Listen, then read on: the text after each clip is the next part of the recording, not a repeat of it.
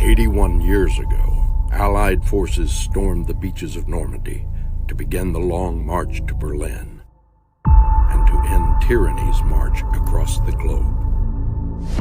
Democracy is once again under threat, and again its defense falls to those who swore an oath. On June 6, 2025, veterans will march on Washington, D.C. to hold accountable those whose word has failed us, to honor those who gave the last full measure and cannot march with us, and to ignite in all Americans that same devotion to the Constitution we wear on our hearts. Join Unite 4 Veterans on D-Day, June 6th at the National Mall. Go to unite4veterans.org to learn more.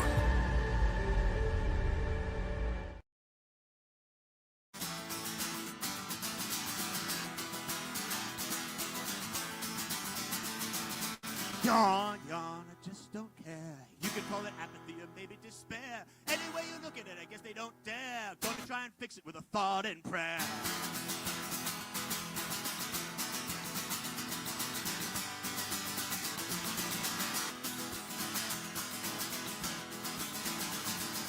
Castles made of sand. Tell it to the children so they understand. No one's gonna take us to the promised land. Hold on to the message of the books they banned.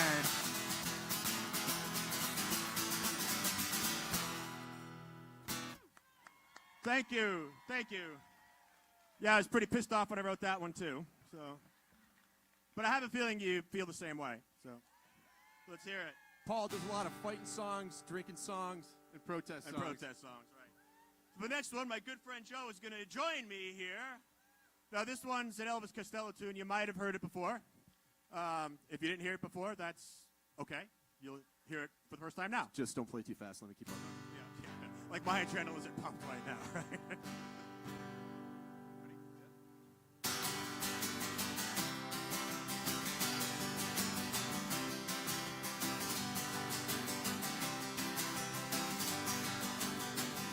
As I walk through this wicked world, searching for light in the darkness of sanity, I ask myself, is all hope lost?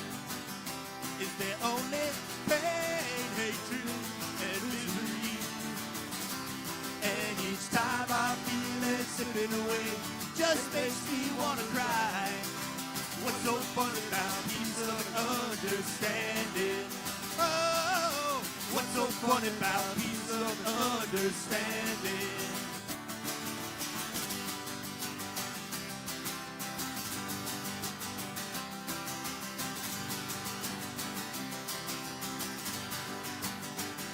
And as I walk on through troubled times, my spirit gets so downhearted sometimes. So where are the strong? And who are the trusted? And where is the harmony? Sweet harmony. And each time I feel like sitting inside, one thing I want to know, what's so fun about peace of understanding? Oh, what's so fun about peace of understanding?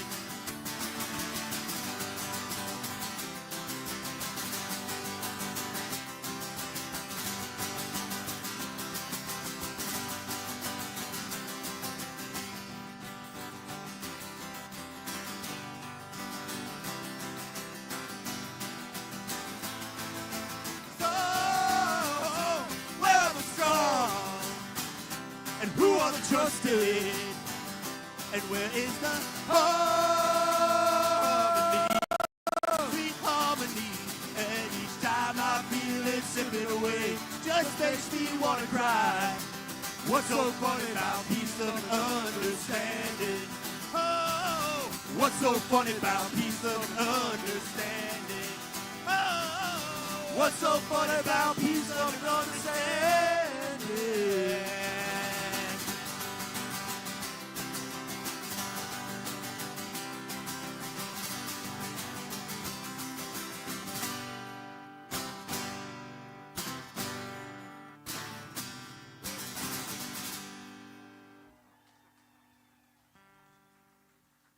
you all. Every one of you. Stand by for 40 Anderson coming up next.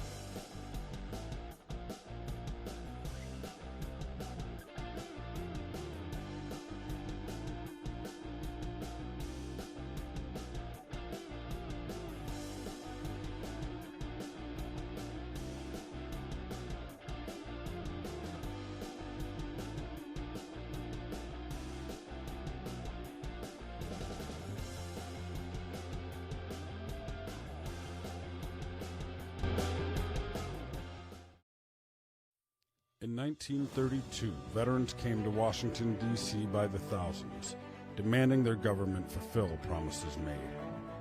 They were met with tanks and tear gas. Vietnam veterans had to fight for health care for decades. And only 3 years ago, we camped out on the steps of the Capitol, demanding legislation for those of us impacted by burn pits. Today, we again find ourselves under attack. Veterans are being fired by the thousands. The health care and benefits we spent decades fighting for are being hollowed out. It's time to march again. Join us June 6th in the National Mall. We are the Bonus Army 2025. Unite for veterans, unite for America.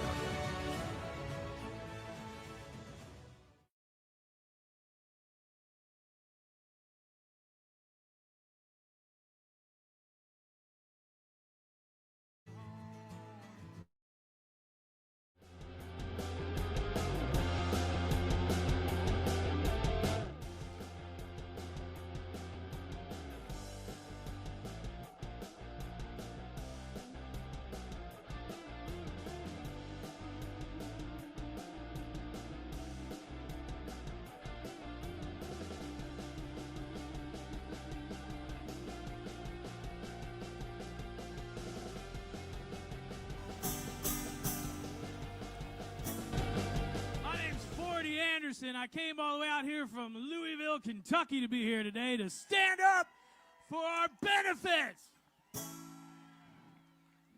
I'm a combat veteran of the war in Afghanistan myself. I actually learned banjo to deal with the traumatic brain injury I got. Y'all ever heard an angry song on a banjo? There's a couple coming out, but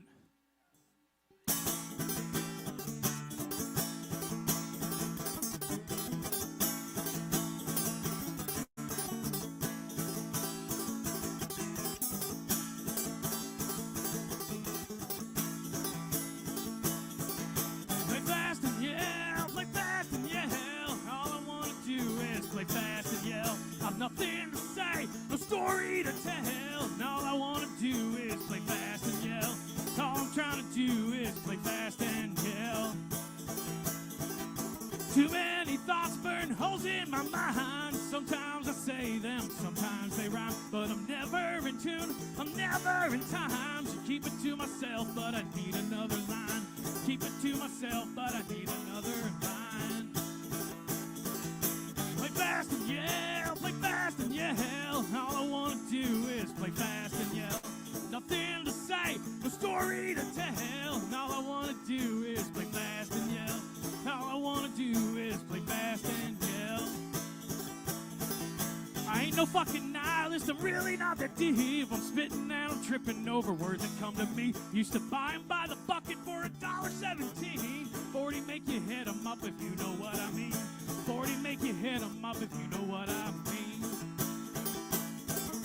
Play fast and yell, play fast and yell. All I wanna do is play fast and yell. I've nothing to say, no story to tell. And all I wanna do is play fast and yell. And all I'm trying to do is play fast and yell. Take this loaded 5-string, put it to my head. Pull the fucking trigger and paint the ceiling red. Was it all the things he done? Was it all the things she said?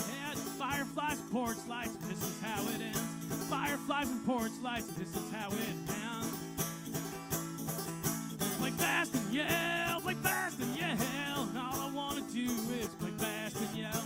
I've nothing to say, no story to tell. And all I wanna do is play fast and yell. All I'm trying to do is play fast and yell. All I wanna do is play fast and yell. Woo! Let's get this started.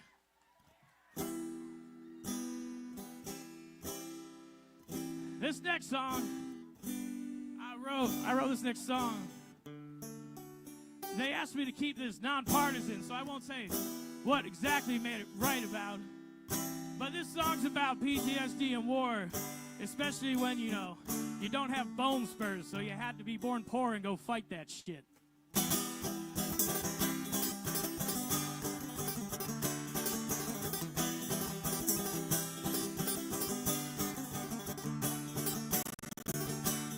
That's a cool Purple Heart, man. Thank you for your service. Now go fuck yourself. I did nothing to deserve this. Have to be too close to a roadside bomb. So peace back at you, alaikum assalam. Now I've got a limp. Sometimes I've got a stutter. I hear a loud noise and I want to duck for cover. I can't sleep at night without 7 medications.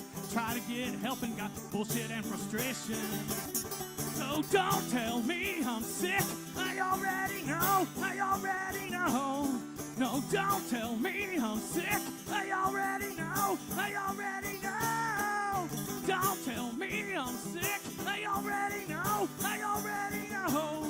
No, don't tell me I'm sick. I already know. I already know.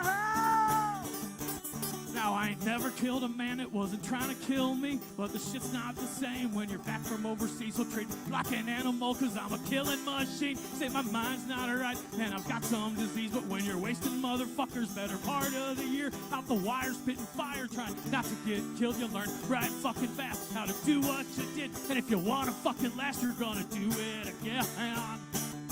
So don't tell me I'm sick. I already know. I already know. No, don't tell me I'm sick. I already know. I already know. Don't tell me I'm sick. I already know. I already know. No, don't tell me I'm sick. I already know. I already know.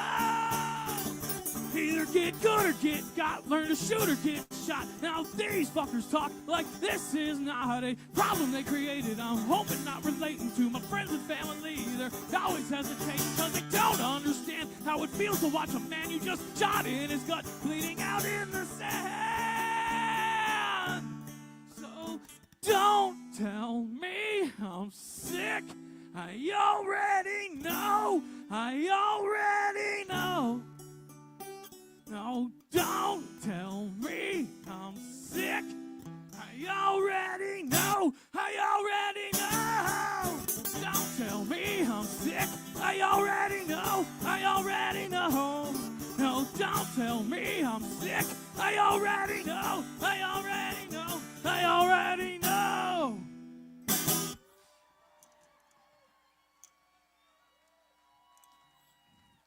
Thank you. You know, I started learning to play the banjo down at Fort Knox, Kentucky, after I got medevaced because I was blown up in a roadside bomb attack. I had a brain injury. So I still have a brain injury. Those don't go away. But it really helps you when you do some music or some kind of hobby or something. So any veteran out there who's ever had a thought that rhymes, I encourage you to write it down. Even if you don't show anybody, it can really help. It's a really big part of therapy. This next song, a lot of people say you can't play a sad song on a banjo either. I want to prove that one wrong. I wrote this song shortly after I got back, 2014. I was sending some text messages to my mom. She was real worried. And I noticed that about every single thing I was telling her wasn't true. And if you've ever been there, you'll know what I'm talking about. This song's called Better and Better.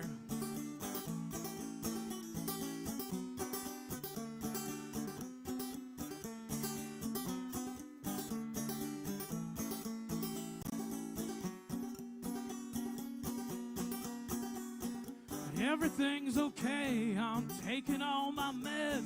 I don't hear or see these things that are only in my head. Burdens of the world feel lighter than a feather, and every single day gets better and better now.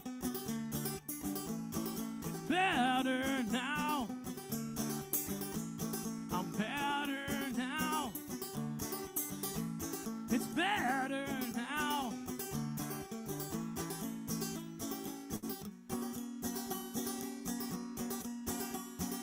Nothing's ever wrong, all my problems are over. Feel good every day, cause I'm clean, loud, and sober. I know my nose is runny, but it's only from the weather. Every single day gets better and better now. Better now. I'm better now. It's better now.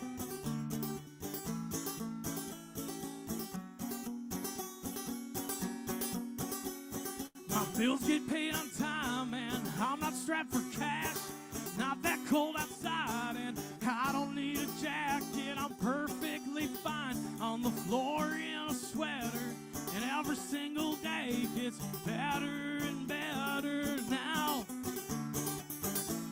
It's better now. I'm better now. It's better now.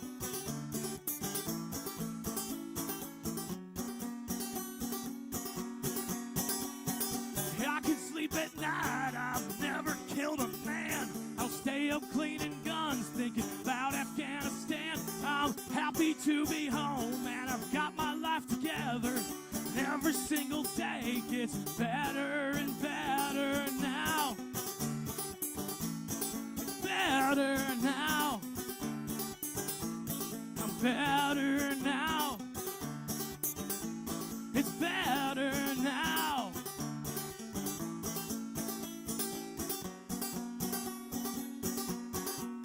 And this song is not a goddamn cry for help.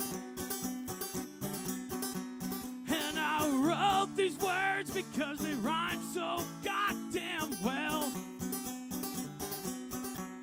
And each problem's a blessing in disguise. My life's not gone to hell. And if you ask me how I am, I say, well, everything is okay, I'm taking all my meds. I don't hear or see these things that are only in my head. The burdens of the world feel lighter than a feather, and every single day gets better and better.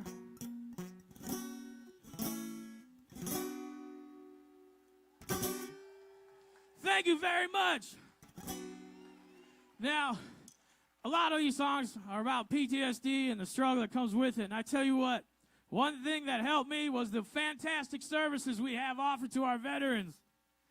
Speaking of therapy, say hello to my little girls, Jolene and Luna. Because we're not just out here for me and my entitlements, we're out here for the future, our children, women's rights, body autonomy, democracy. And so I don't leave y'all on a bad, sad note, because be pissed. Be fucking pissed. We should be pissed.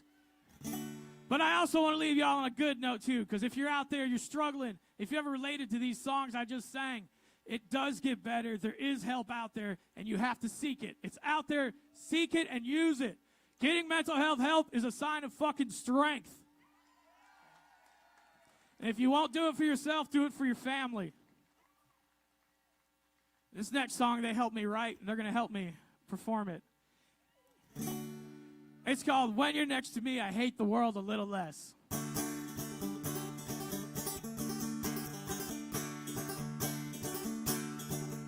I had a dream of me and you. We're on a spaceship to the moon. We're holding hands in our spacesuits so we can watch the world burn together.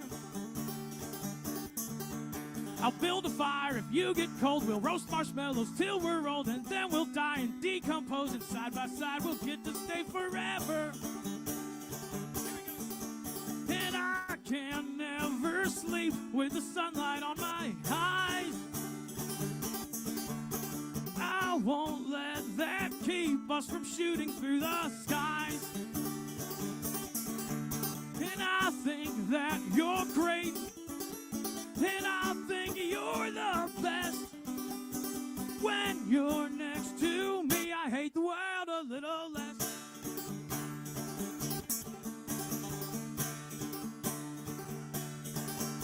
A universe where we're both otters, swimming, playing in the water, finding things to eat and slaughter. Sometimes otters kill stuff just for fun.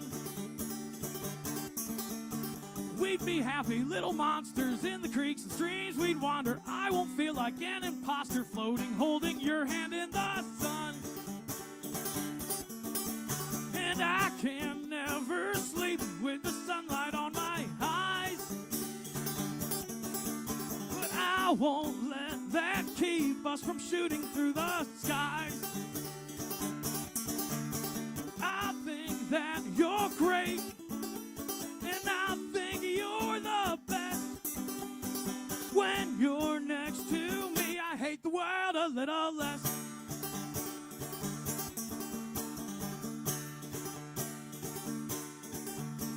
In a song you'll never hear, I get it right and make it clear. I can save you from your fear, not being loved the way that you should be.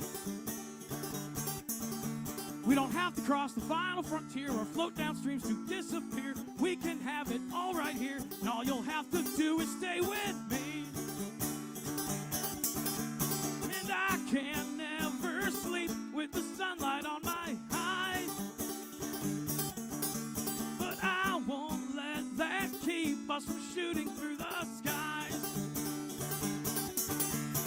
I think that you're great, and I think you're the best. When you're next to me, I hate the world a little less. Oh, when you're next to me, I hate the world a little less. When you're next to me, I hate the world a little less. Thank you so much, everybody. Appreciate you. Thank you, Jolene and Luna, my wonderful backup dancers. She's about to turn 5 in 3 days, everybody. Let's hear it.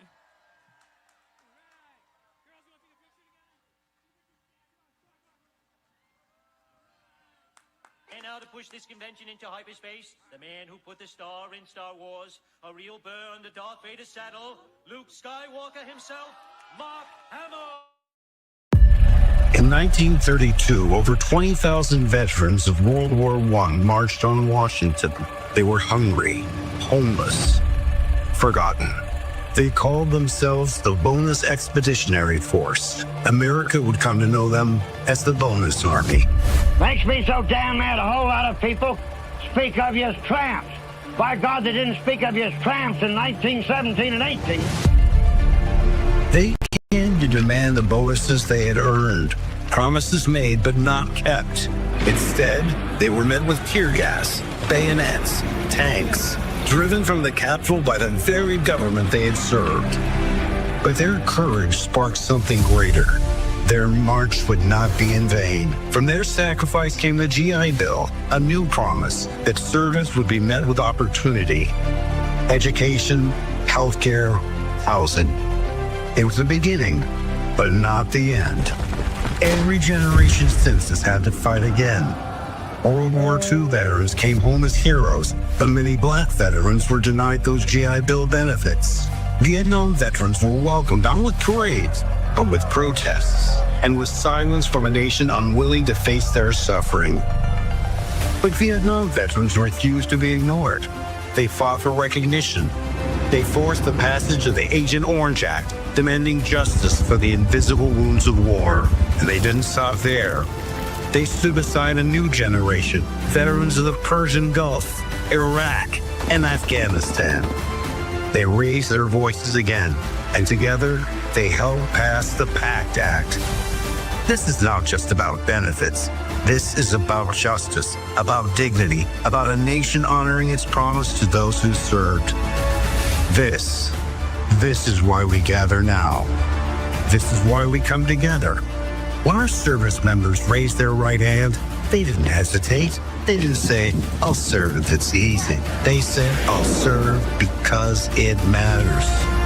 Now it's time for our leaders to serve them. Time for the American people to stand with them. We are still marching. We are still united. We are still the Bonus Army. And we won't stop until every veteran of every generation is treated with the respect and care they earned in uniform. That's why we are here. To unite. Unite for veterans. Unite for America. We are the Bonus Army of 2025.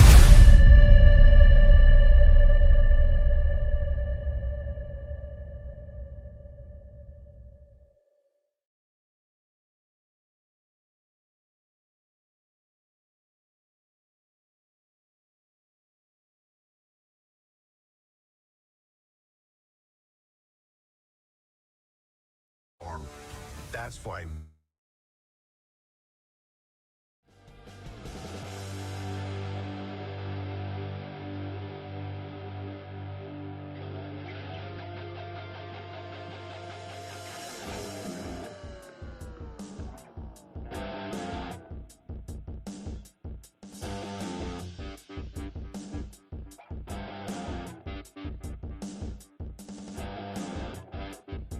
Attention into hyperspace.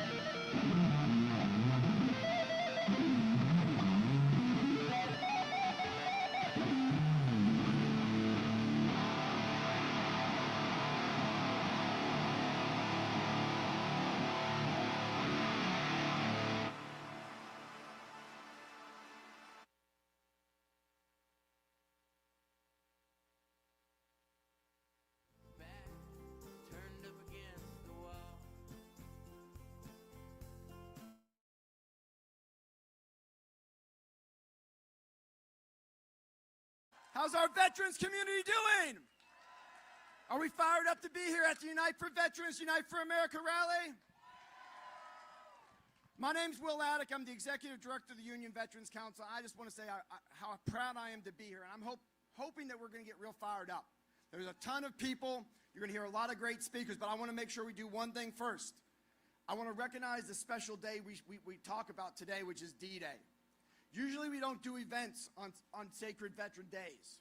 It's usually something we do, but I think that today was the time to do it. We have to fight back, but I want to take a second, a moment of silence, to first recognize all of the D-Day veterans really quickly. Lastly, we've lost a lot of friends and families, not just in war, most importantly back here, and we've got to stop that. So let's take 1 second to think about all our friends who didn't win the fight when they came home. All right, we're going to get started. I want to make sure everybody takes care of themselves, first and foremost. If you need help, talk to somebody. If you're hot, talk to somebody. If you're dealing with a little bit of stress, talk to somebody. It's the best thing we can do, all right? We created a canvas for all of you to come, to use your voice, to be part of our democracy that we fucking fought for, all right? And I want to hear it. And this isn't the end. This is just a start. And I want to introduce two people who are going to keep this thing going, Ken Harbaugh and Kate Logan. They're going to be the MCs the rest of the day.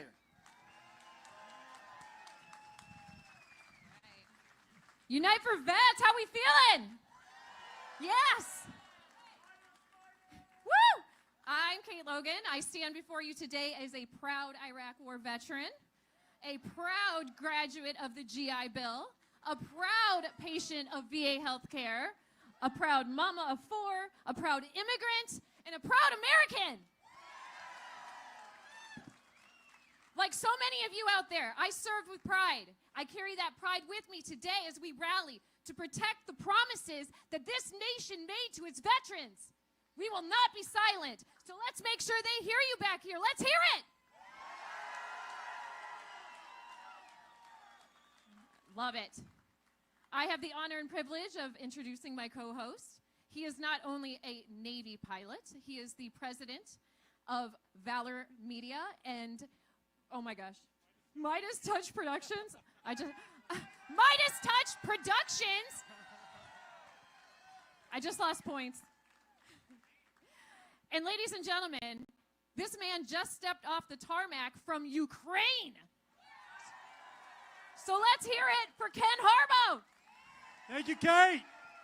Thank you. What a crowd. What a day. Is it hot enough for you? Is it hot enough for you? Because we're going to make it hotter. You know your job today. Get fired up. Tell the folks in that building behind us that we are watching. We are watching, and we're going to hold them accountable. Because you know what? You've heard the phrase, courage is contagious. Cowardice is also contagious, and they are afraid. They are afraid of us. They are afraid of this message. I am told that the leaders at the VA have a war room to try to counter the truths that we're going to be telling today.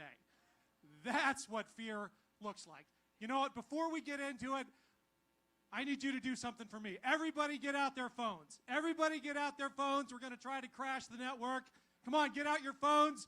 I got a master sergeant in the Marine Corps who's going to tell this formation what to do. Top.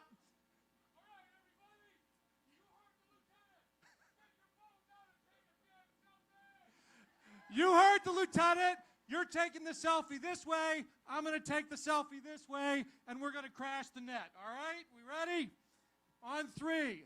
1, 2, 3. Oh, we got to do it again. Somebody had their eyes closed. All right. 1, 2, 3. Awesome. Any Air Force in the house? We got a few. Any Navy? Army? Come on, No. yes. Uh-oh. Give it All up. right. You know I got to do it. Marine Corps? The crayons are in the snack tent if you get hungry. Look, this is not partisan. This is not partisan. I haven't mentioned a party yet. We got people from every state in the Union here, especially Ohio. Where's my Ohio peeps? All right. But we are watching, right? We are watching because we know they respond to this kind of pressure, and don't let them get away with their lies. They are trying to privatize the VA. That's what it's about. They are trying to shut it down. And look, I'll be the first to acknowledge our beloved VA has some issues. Too many nurses has never been one of the VA's problems. Where are my nurses? All right. We've got an amazing lineup today. I'm going to hand it back to Kate. Kate, I need you back here. We've got an incredible lineup of speakers and a legit rock and roll band joining us in a little bit. Stay hydrated, as Will said. Take care of yourselves. Kate, let's kick it off. We got our first speaker here. Mr. Kelly's here? Coast Guard. Sorry, we got Coast Guard in the house. We got a few. Air Force and Space Force. I thought I had him first. It changed. Who's going first? This is what I've got right now is Everett. Where's Everett? Where's Everett? All Okay. right, we're This ready next to go. speaker, let's do this. Ladies and gentlemen, I have a fighter of the people. 30 years, Department of the Army veteran. He has been from the halls of Congress to the picket lines fighting for fair wages and the working class Americans of this country. I want you to give it up for Mr. Everett Kelley.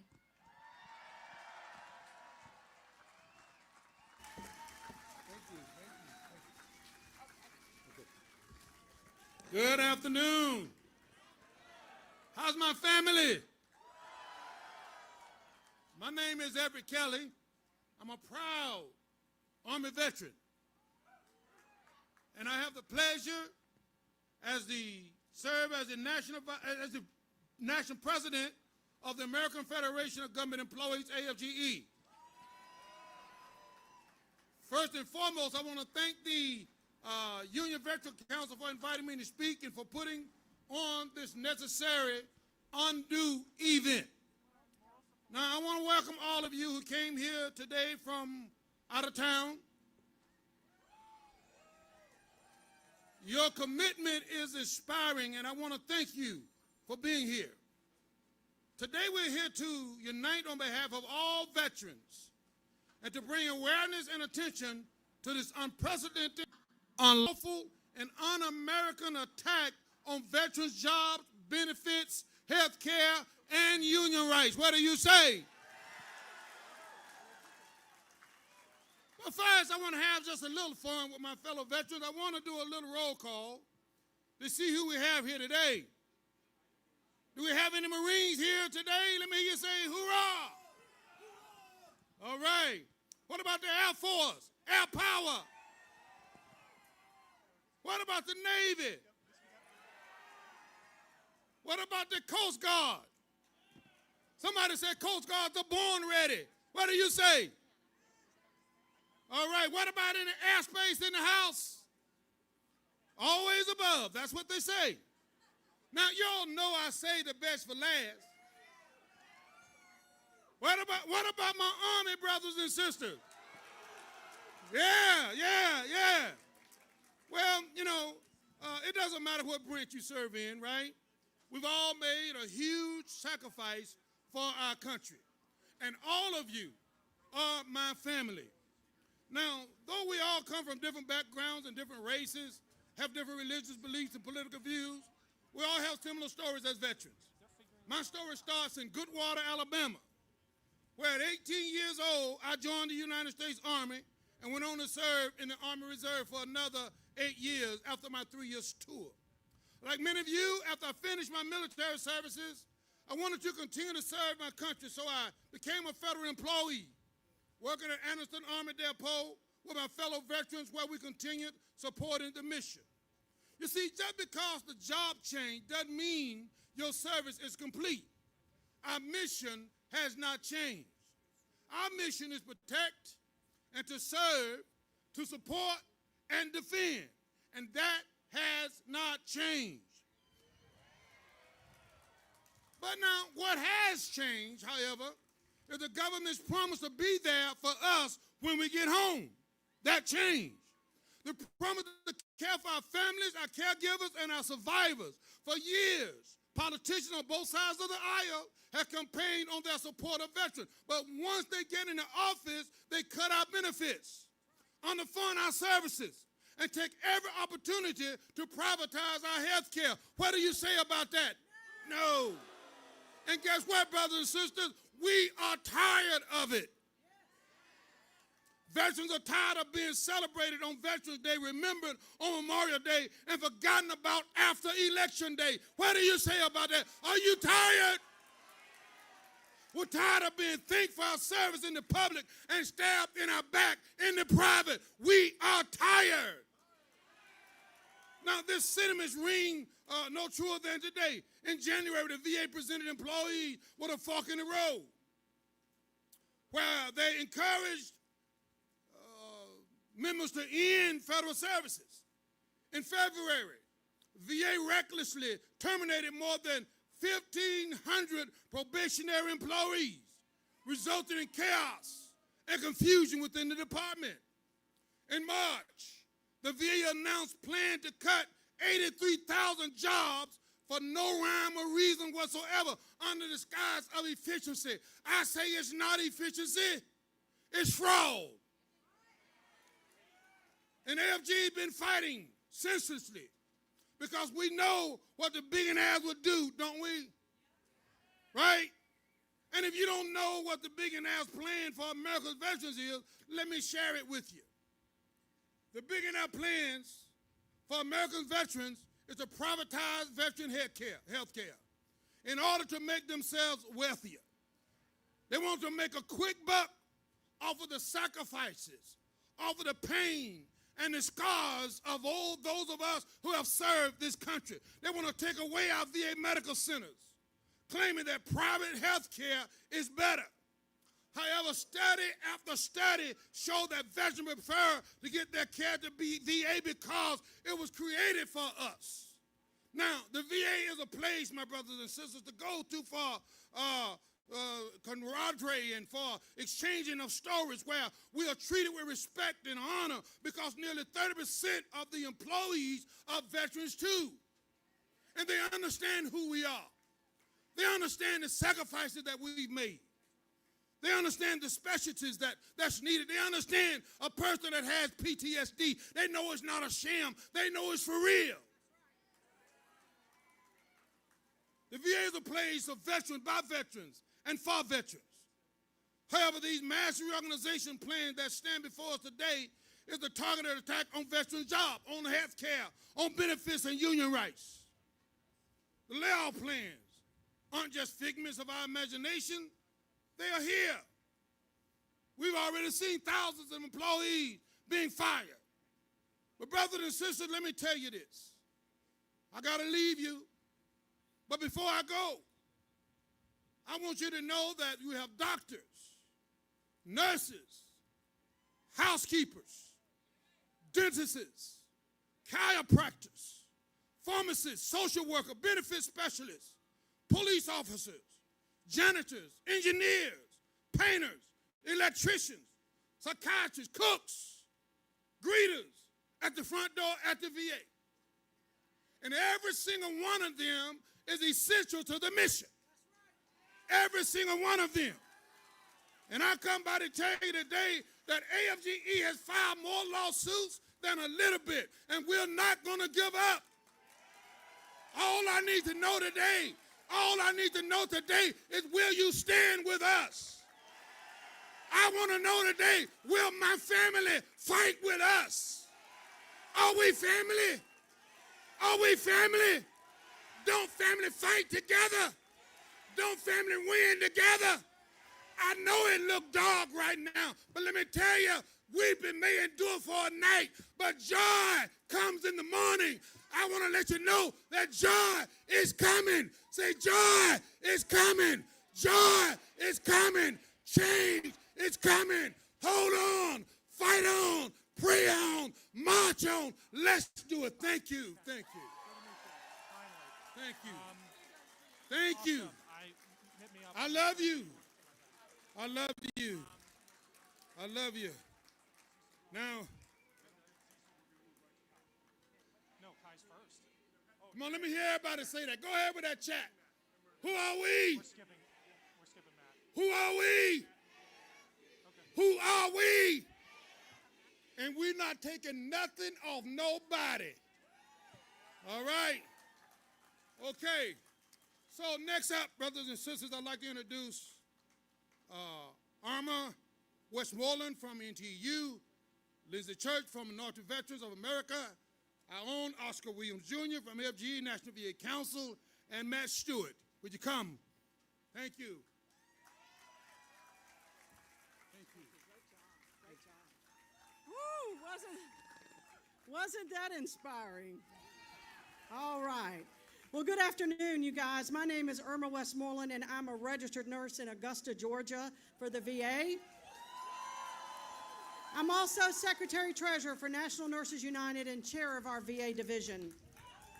While I've worked for the VA for 34 years as a nurse, some of my earliest memories are going to the VA in Augusta, Georgia to work with the veterans on bingo nights or dance parties when I got older with my mother, who spent 50 years as a VA volunteer. I know, pretty cool, huh? Also, my husband is a retired SFC Army veteran of 21 years of service who has disabilities from his service. So the VA is deeply personal to me. Our servicemen and women were told, if you need us, we'll be there for you. It's a promise. Now Secretary Collins and the administration want to take that promise away. And we're not going to allow it. That's why it deeply pains me to see these attacks on the VA when we have a contract for the VA care. The nurses and the doctors are going to be caring for these patients. When the administration says they want cuts, we say no. We need to live up to what we told and promised our veterans. We told them that we would be there for them, and we need to do that. They stood for you and me, and I ask you now to stand for them. No cuts to the VA. Maybe some of you know someone or love someone ill from burn pit smoke, or from Agent Orange, or lost a limb from an IED explosion, or died, or suffered from PTSD, military sexual trauma, or other chronic illnesses. We know the VA is the best place to get care for these ailments and more. The VA is the only healthcare system centered around the special needs of service members. 30% of our employees are veterans themselves. But it's more than that. It's also the only healthcare system in the country that's fully integrated, will help with veterans in poverty, with homelessness, offers clothing allowances, and much, much more. I've seen magic happen at the VA. Friendships form fast, and it's not unusual to see veterans helping veterans, whether it's pushing a wheelchair or walking him down the hall to an office. These veterans share a deep sense of camaraderie and a sense of belonging that goes a long way in making a person feel better and stronger. Now, if you ask, is the VA perfect? No, it's not. I can't tell you that it is. But let me tell you, we're light years better than the private sector. That's why I will not stop fighting to see the VA improved and not destroyed.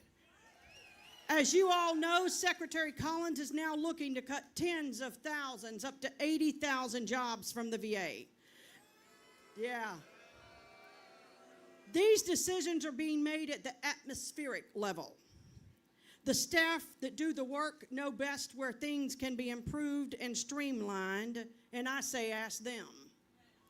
He says no mission-critical positions will be cut, but let me tell you, all positions in the VA are mission-critical. It's important for every person to keep their job. From the engineering staff to the housekeeper to the dietary staff, secretarial staff, and many, many more. When cuts are made, who will be there to have to pick up the work that needs to be done? The nursing staff and the medical staff that are left. when supply folks are cut. I heard that operations were being postponed so nurses could get clinical supplies. Let me explain that for you. In one place, a nurse had to go to the warehouse in the VA to get supplies for surgery needed in the OR for a patient who was waiting. That's not right. That's right. But that veteran finally got their surgery. It was delayed, but it was done. But it was because the nurses stood for that veteran. When housekeeping was cut, I heard delays in veterans getting into beds because there was no one to clean the rooms.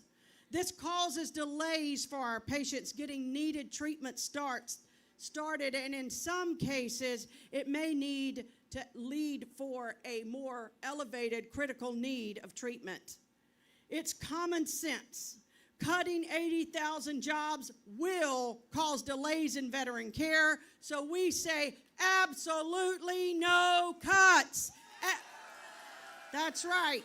We know we are witnessing, what we're witnessing is an effort to push the VA past its breaking point. The ultimate goal is to privatize the VA and pour billions of taxpayer dollars into giant healthcare corporations and the pockets of billionaires instead of the veterans who served our country. Don't sell us out, because what they do, they know the VA and the federal government is going to pay them on time every time. That's why they want our care. But they don't know our care. They don't know how to provide our care. They don't know that the VA does it better than anybody. The nurses and the doctors are specifically trained to do it. We've been training for years since the VA was incepted. And while right now we're not going to go away.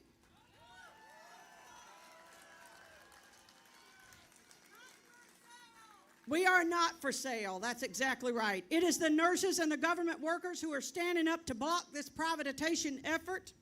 It is because of our unwillingness to back down that nurses and other unions are feeling the retribution that came down on March 27th with an executive order designed to strip us of our union rights.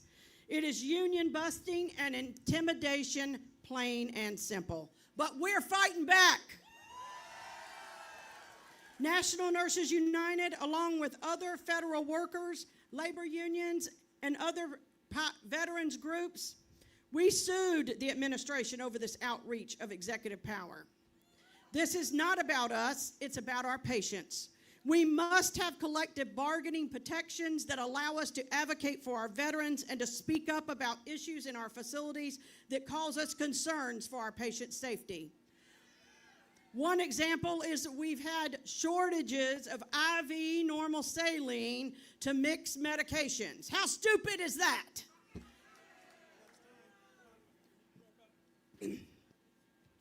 With that being said, you all understand the VA is not a contract. The union's not a contract. The unions are nurses. We represent no matter where we're going away. We're not going away. The union says, and I say, no cuts, keep the VA strong so that we can care for every veteran. NNU knows that an injury to one is an injury to all, so we say, when we fight, we win. When we fight, we win. And we will prevail. The VA will stand strong for our veterans. Thank you.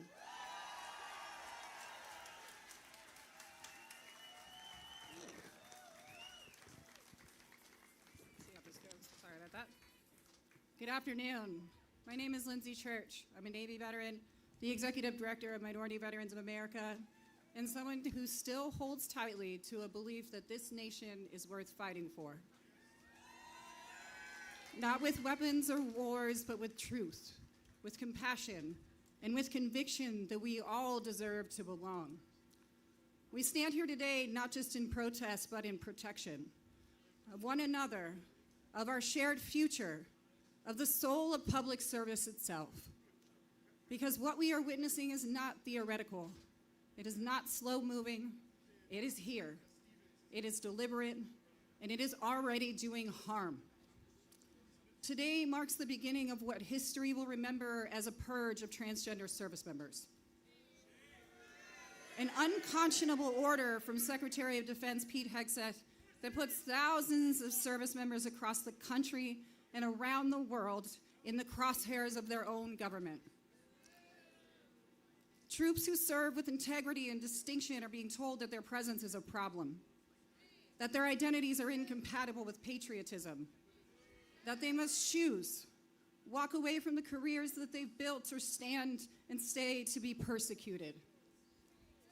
This week I walked the halls of Congress beside some of them. Brave, steady, remarkable people who are carrying the weight of betrayal with grace that shouldn't be required of them. I watched as they told their stories, calmly, powerfully, beautifully. And I watched members of Congress and their staff move from polite interest to a deeper knowing. Those weren't statistics in front of them. They were patriots. And no matter what some want to believe, they belong. But Secretary Hegseth is not the only one making these decisions. At the Department of Veterans Affairs, Secretary Doug Collins has announced his goal to eliminate 83,000 jobs. Jobs filled by the very people who care for us when the wars are over.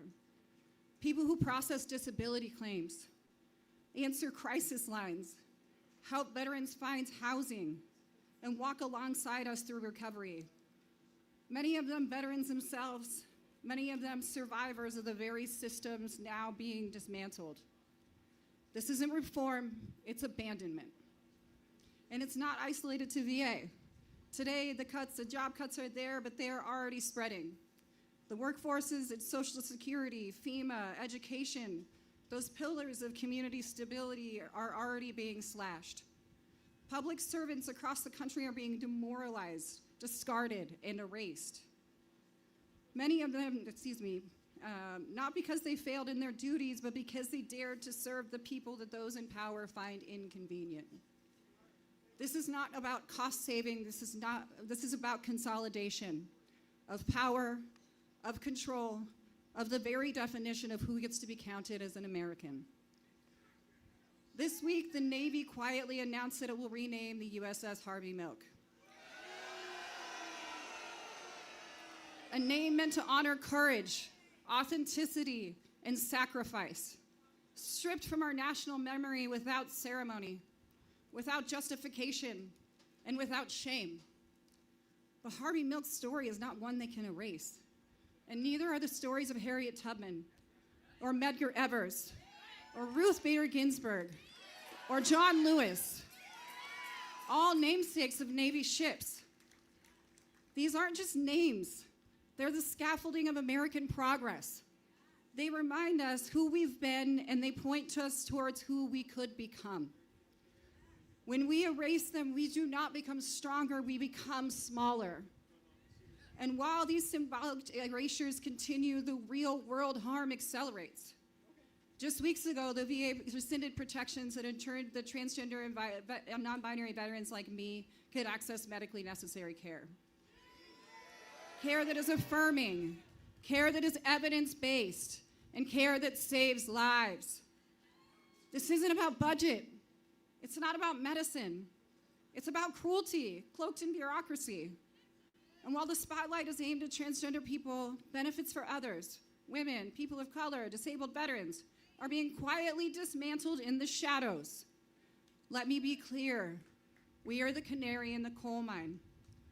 What they do to us in the headlines, they will do to you in silence. I've stood beside veterans as we slept on the steps of the Capitol to pass the PACT Act, because our sick and dying friends deserved better. I've traveled to Ukraine with fellow veterans to stand with our allies in their fight for freedom.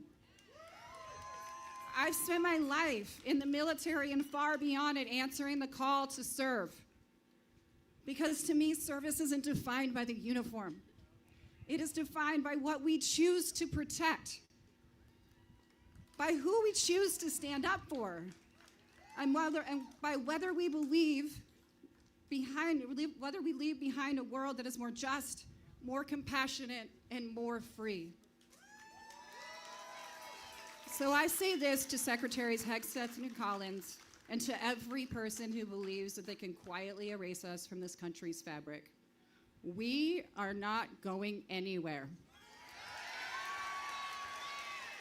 We are your neighbors, your co-workers, your classmates, your family. We are veterans. We are public servants. We are Americans, and we are still here.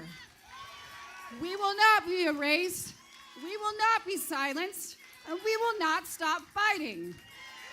Not just for ourselves, but for the America we know is still possible. Thank you.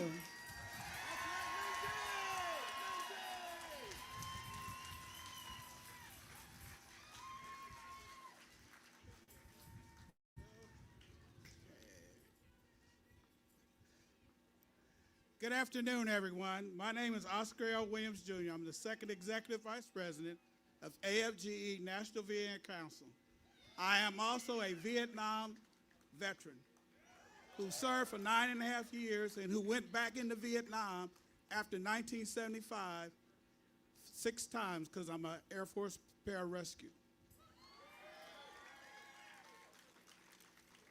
Our council represents more than 310,000 bargaining employees who promotes quality of health care for service veterans. But today I'm here to ask an important question. When is the VALOR over? 81 years ago, the stormed beaches of Normandy, our soldiers faced hell itself. They fought against a tyrant because of depression and moral and insurmountable odds, and they believed our nation and our promise of a better future. Abraham Lincoln said that we should protect those who won the battle, but yet we have a president who doesn't understand the number of veterans who won the battle who are now you want to take away their health care.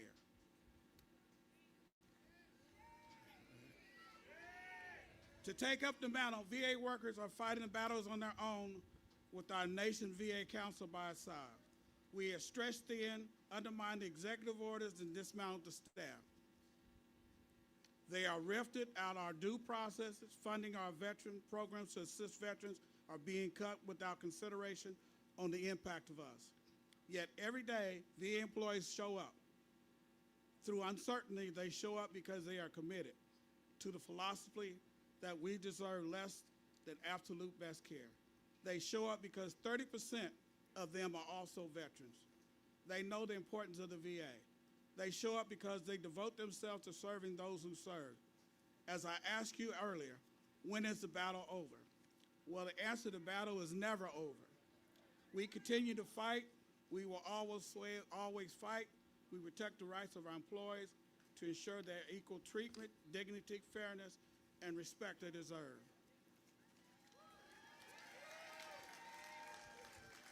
Now it's our time to show up. We will not stand by while politicians and bureaucrats sabotage the VA. We will not tolerate policies that treat our livelihoods like political games. We faced challenges before, and many seem overwhelming. But like our brothers and sisters in arms on this day, 81 years ago, we will not give up the fight.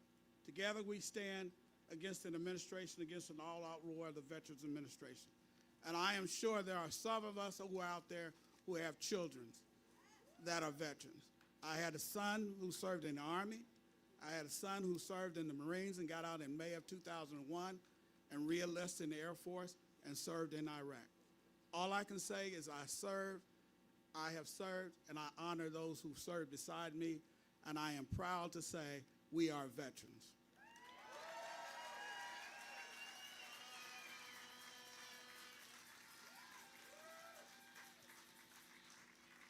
How we doing? All right. Throughout the event, there are going to be barcodes. What do we call them these days? QR codes on the jumbotrons. Take a picture. It's our call to action. We have things you can do because we need all the help we can get. And while you have your phones out, take that picture you took earlier and send it to Blue Sky, TikTok. We'll let you do Twitter today. And tag Unite for Veterans, tag Valor Media, tag Midas Touch. We're going to get the word out. I am so honored to introduce our next speaker, one of the first women to fly the AH-1 Cobra in combat. She's a Marine Corps veteran. That wasn't enough. So she got her PhD and taught at the Air Force Academy. I don't know, I'm feeling a little inadequate. Introducing Kai Hunter, the CEO of IAVVA, Iraq and Afghanistan Veterans of America. Let's give it up. Hello, hello. Ken, thank you so much here today. And first and foremost, thank you to Unite for Veterans for bringing us here. When I got the call and Will told me he was going to throw a big party, he clearly threw a big party for all of us here today. So thank you so much. It is an honor to stand here in front of you today, particularly with all of these incredible veterans that have taken the stage today. People like Lindsay Church, who have inspired me for years to stand up and use my voice again.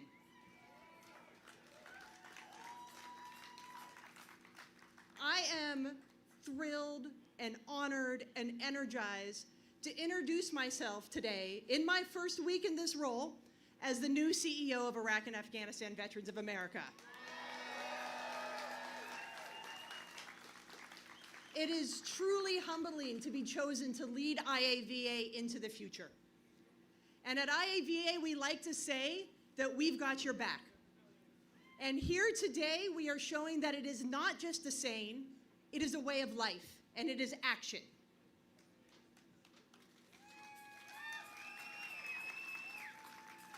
For more than 20 years, IAVVA has been fighting the big fights for big wins, and we've gotten some of them. From the repeal of Don't Ask, Don't Tell, to strengthening of GI Bill benefits, to the passage of the PACT Act. And yet today, as we stand here, those big wins are under attack. And so we are sending a unified message to show that we are not going to let those wins be taken away. And it is apropos that I am here that my vision for IAVVA is one that of our members and some of those amazing cavalry leaders that we have out there with you today in the crowd aren't just being reactive to the moment, but are help shaping the future that we want to see for this country together.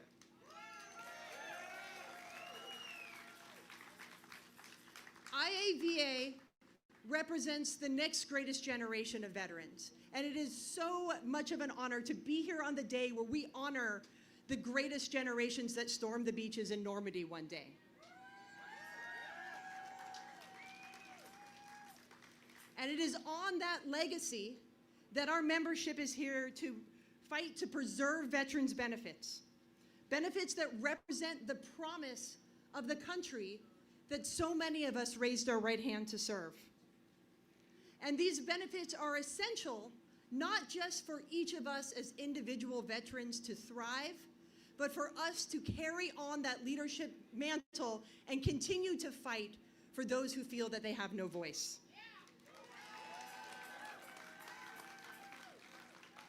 Every one of us in the post-9/11 generation chose to serve, and many at a time when America was embroiled in two of its longest wars. We are the leaders. Everyone that is out here in front of me today are the leaders that this moment needs. In uniform, we united for a common goal. We united to raise to the challenges in front of us, whether it was fixing a vehicle, flying night ops off of a carrier, driving convoys through the desert, or being pinned down in a firefight. We came together from different backgrounds, from across this country, from different races and creeds, from different religious and political beliefs, in order to step up for what this country asked us to do. We are better together. And today we're showing that we are doing that again, because this is not a day of our team versus your team. This is a day to show that we are united.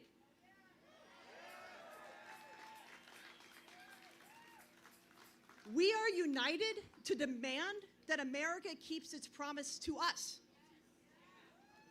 We are united to stand up for those that feel that they don't have a voice right now. We are united to support our sisters and brothers that are still wearing the uniform and cannot advocate for themselves at this moment. We are united to support our Afghan and Iraqi allies that are currently under threats by the bans that are coming out of this administration.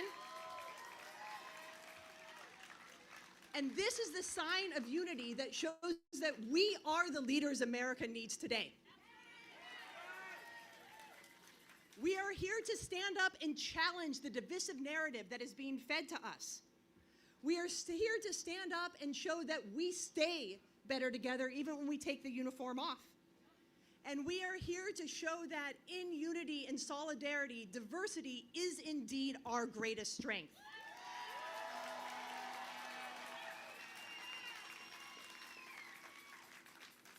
And today, we not only fight for ourselves, but for our family members, those military and veterans' families and children whose programs and rights are also under attack, who are being attacked by their employment, who are being attacked for their benefits, because we are the service generation. And we know that that service doesn't stop the day that we take the uniform off, but continues.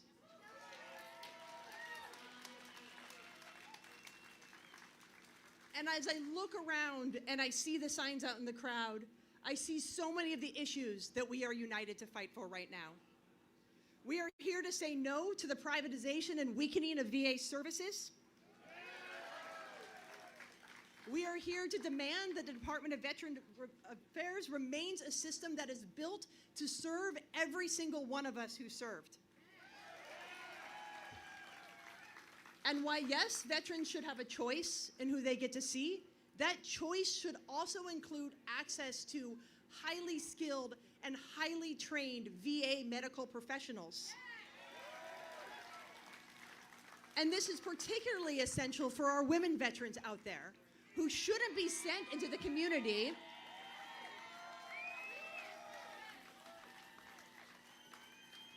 where they have to prove time and time again that they are veterans. And critically, we are here to hold our political leaders accountable for the policies that they are enacting that are breaking the promises that America made to us. We are here to say that promises made must be promises kept, and we will have your back until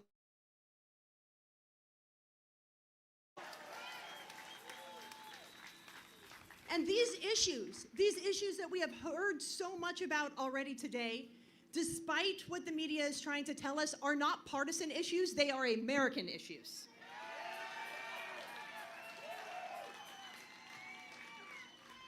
These are not issues that should be played politics with. They are matters of fairness, respect, and demanding that our elected officials uphold the sacred covenant that each of us made when we raised our right hand.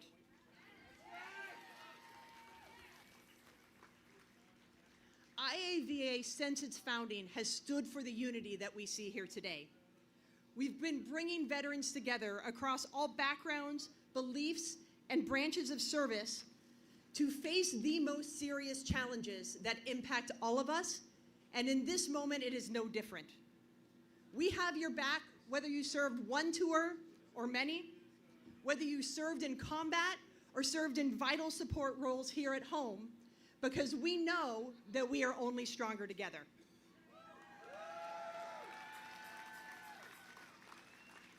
IAVVA will continue to have your back no matter your race or religion, no matter your gender identity or sexual orientation, no matter what state you came from or what your reason was for joining. Because once we put on that uniform, we begin our unity, and we refuse to let them tear us apart. And while I stand here today representing the post-9/11 generation, we are so humbled to honor the legacy of those selfless service of the generations that came before us. From our World War I veterans to the World War II heroes that we are honoring today, to Korea and Vietnam, and every service member who defended our nation during the Cold War. Their courage and sacrifice is the foundation that I am standing on today.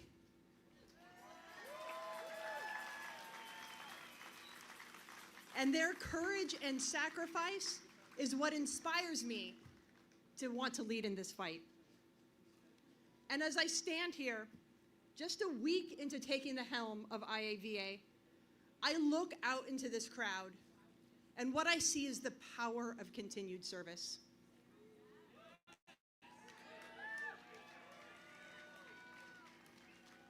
None of you had to be here, and yet on this sweltering hot day here in DC, you know that you are once again putting your body where your ideals are and standing up to protect the most vulnerable.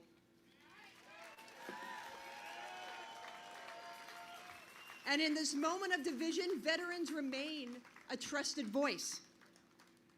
And this is a sign that we have the ability to restore trust and renew faith of the American people in our institutions and democracy, because we still believe they are worth fighting for.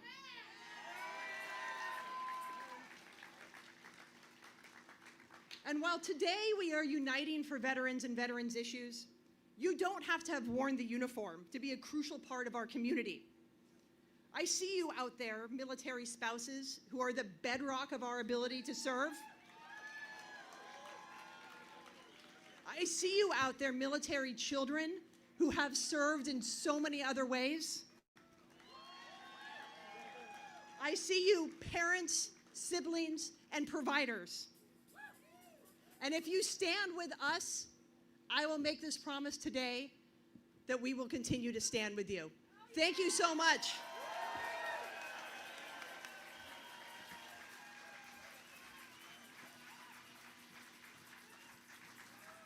Okay, Unite for Vets, how we doing? We doing all right still? I got a lot more faces out there. Love to see it. I love to see some of those signs too. You guys are giving me life. I love this. I would serve in a foxhole with a lot of you. So, get ready. This next speaker is a living legacy in the labor movement. He has done everything from going toe-to-toe with corporations here on Capitol Hill to standing shoulder to shoulder with fellow coal mine workers on the picket lines. Since 1995, he has been the president of Coal Mine Workers of America, and he has been fighting ever since. So if you believe in justice, if you believe in the power of the people, please give it up for Cecil Roberts.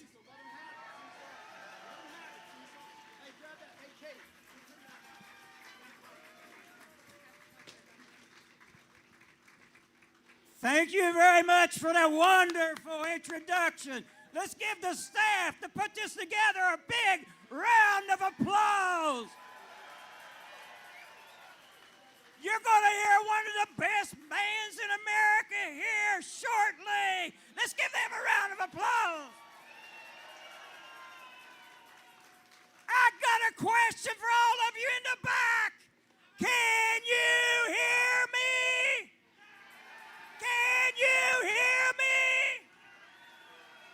I've got a question for everybody here. Are you fired up? Are you fired up? Are you fed up?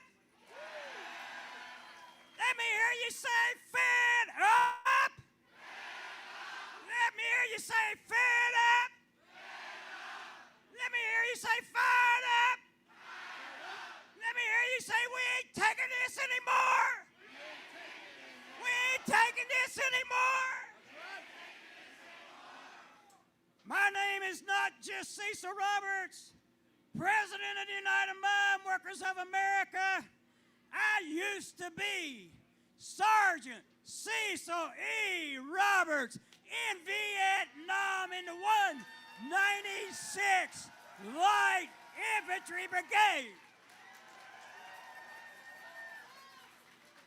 I want to have my dear friend Will Addy come up here for a second.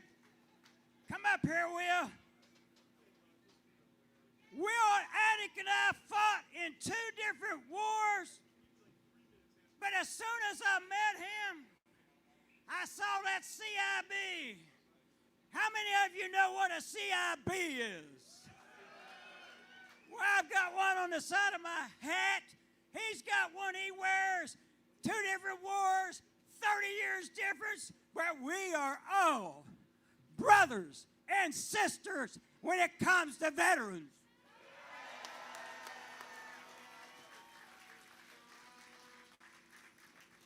When I first got to Vietnam, I want you to listen to this. Some people tell me I was never scared when I went over there. You're looking at a guy that was scared to death. I tell the truth. That's the truth. I was scared. When I first got here, it appeared that nobody liked me. These people with 15 months, 10 months, 8 months, counting the days, they looked at us new guys as like, that guy's gonna get me killed. Then when they heard my accent, oh no, another hillbilly from West Virginia. That's what they thought. They looked at me, these veterans, and they said, how you gonna act? I didn't understand the question. How you gonna act? I want you to remember that because I'm gonna ask you, how are we going to act moving forward from this place? That's right. And then, when bullets would go right by your nose, they look at me and say, don't mean nothing, man. I'm thinking, bullshit, that's something to me. And I want you to think about that. You get immune to this. And I saw so many wonderful people with kids at home, mom and dads at home, wives at home, and all kinds of friends at home not make it. When I first got there, somebody with 30 days got killed. Had a daughter he never met. Somewhere in the United States of America, there's a 57-year-old woman that never met her father. Now, how many veterans we have here by show of hands? You're going to get a test right now. How many of you met a millionaire in Vietnam or where you were stationed? How many of you met a millionaire? There's a good reason. Millionaires don't defend the country. They take advantage of the country.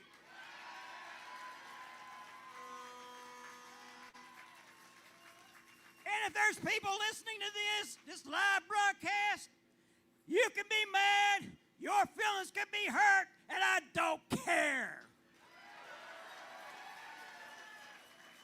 The other thing I want to ask you, when you got back home, how many people patted you on the back, particularly if you was a Vietnam veteran? Didn't happen. But I want to thank everybody, every veteran, because we've been embraced for the last 20 years. And that means so much to me. Thank God for you.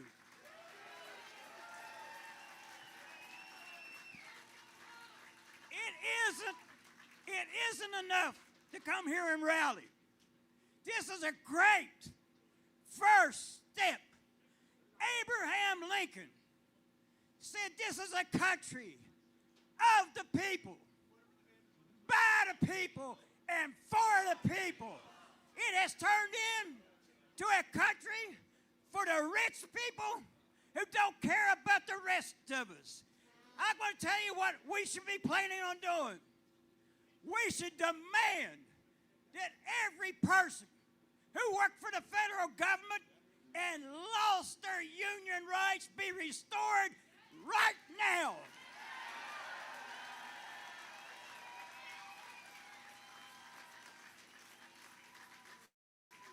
I was in the Army, and I'm glad people recognize the service of people who were in the Army. But we shouldn't be having a parade. We shouldn't be having a parade until every veteran has the health care they deserve.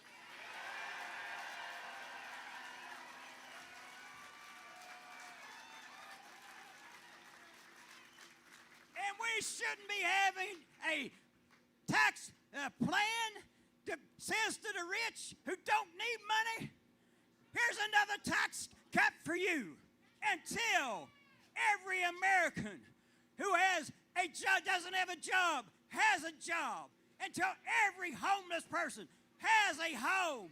We should make America great.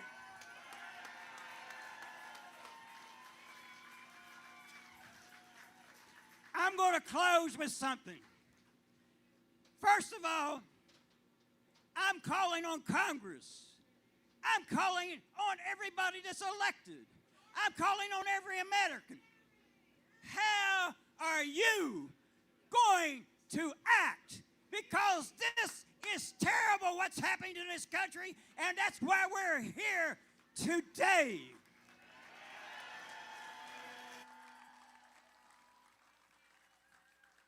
You do know, this is my last quote, okay? Well, I'm next to last. Dr. King was assassinated 1 month before I left Vietnam. And I watched these African American soldiers, so desperate, so frustrated, so hurt, pick up their rifles, pick up their M60s, and went out into those rice paddies and defended the United States when the United States didn't defend them. That was wrong.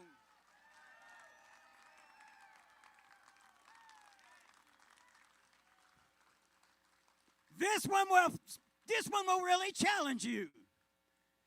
Dr. King, in the middle of the civil rights movement, said this to those who were being bitten by dogs. He said, listen to this. If you don't have something, not somebody, not your wife, not your daughter, not your mom, not your dad, something that you would die for, you don't have a life worth living. Think about that. This is the last one. It is strange that I jumped from Dr. King to Mother Jones. My great-grandmother and Mother Jones were friends, 2 great radicals, and I'm so proud of our heritage. You may not know this history, but when you leave here today, read it. How many of you heard of Ludlow? At Ludlow, the gun thugs came off the hill after taking a machine gun and firing into the tent colony all day long. Sometime in the middle of the day, they cut a 12-year-old boy in 2. Later in the day, they murdered the leader of that tent colony. And then they set those tents on fire and burned 13 women and children alive. That happened. That's part of our history. Mother Jones did not quit. She called for a rally in Trinidad, about 15 miles from the Ludlow site. She looked out on a crowd probably twice this size. And she looked at them. Take this with you when you go home. She said, sure you lost. Sure you lost. But they had bayonets. And all you had was the Constitution of the United States of America. And then she paused. Let me assure you, any confrontation between a bayonet and the Constitution, the bayonet will win every time. But you must fight. You must fight and win. You must fight and lose, but you must fight. What must you do? You must fight. You must fight. You must fight.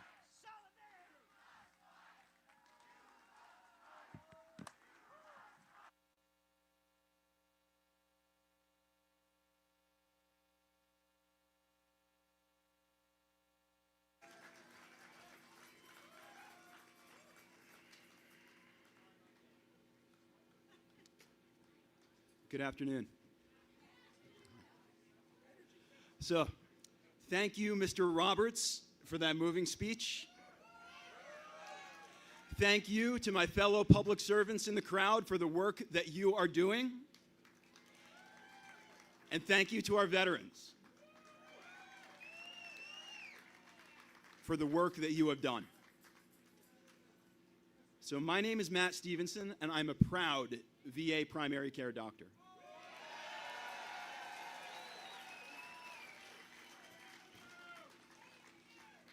Now, let me be clear, I'm not speaking today as VA staff. I'm speaking as a private citizen and as a physician. I do not represent the views of the Department of Veterans Affairs. Instead, I represent a grassroots group of hundreds of VA doctors from every specialty and every corner of the country who have come together around a shared vision.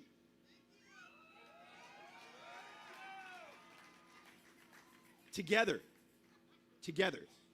we stand for the highest ideals of medicine, healing for those who suffer and service to those in need. Together, we stand for Lincoln's promise to care for those who bore the battle.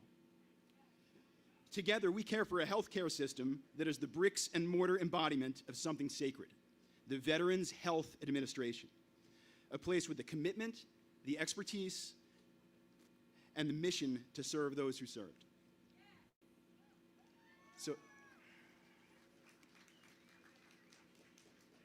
And my friends, together today we stand at a crossroads, both for veterans' health and for ourselves. So in recent months, we at the VHA have been disparaged and demoralized. We have been bullied and intimidated. We have seen worrisome signs of an attempt to dismantle and privatize the VA.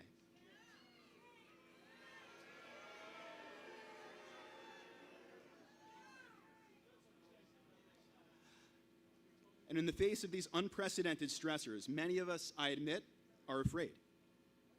Not just for our jobs, but for our patients and for our values. But while we are afraid, we are not alone. We are not backing down.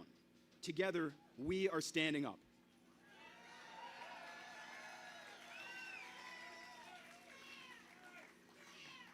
Today, we Doctors for Veterans Health stand for our veterans just as we stand alongside them right here on the Mall. We stand for the oaths of our calling. We stand for a healthcare system which, despite what you may have heard, delivers higher quality at lower cost than any other system in the country.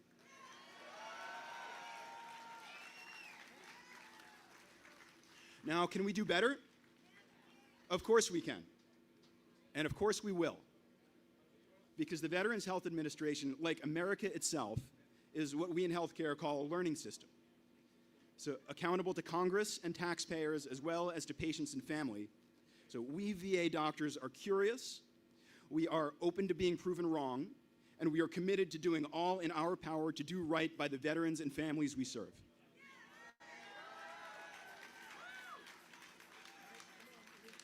Yep. So it's this commitment to learning that has made the VA a hotbed for innovation, a research powerhouse, and America's largest health educator. And as a health educator myself, I'm going to pause here for just a second, though I know that the Dropkick Murphys have to get on. But this is a point of real pride. So every few weeks, or in a few weeks, as I do every July, I'll welcome a new class of residents from Stanford University to learn primary care at VA Palo Alto. And these young doctors represent America's best and brightest. They have hearts that were called to serve. They have brains that I'd put up against any intelligence in Silicon Valley, whether artificial or otherwise.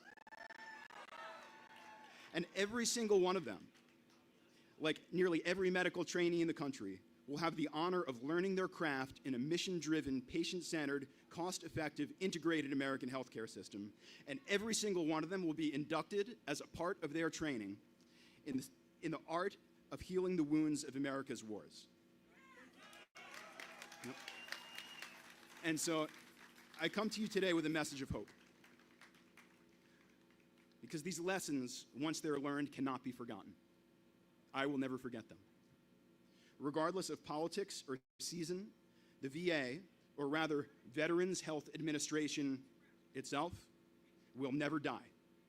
It will live on as long as there are wars and wounds and doctors committed to healing them. Eliminate one of us, and there will be an army behind him ready to take his place.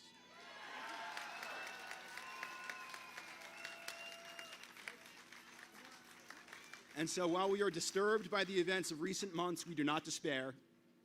While we are dismayed by those who would dismantle this gem of American healthcare, we are not deterred.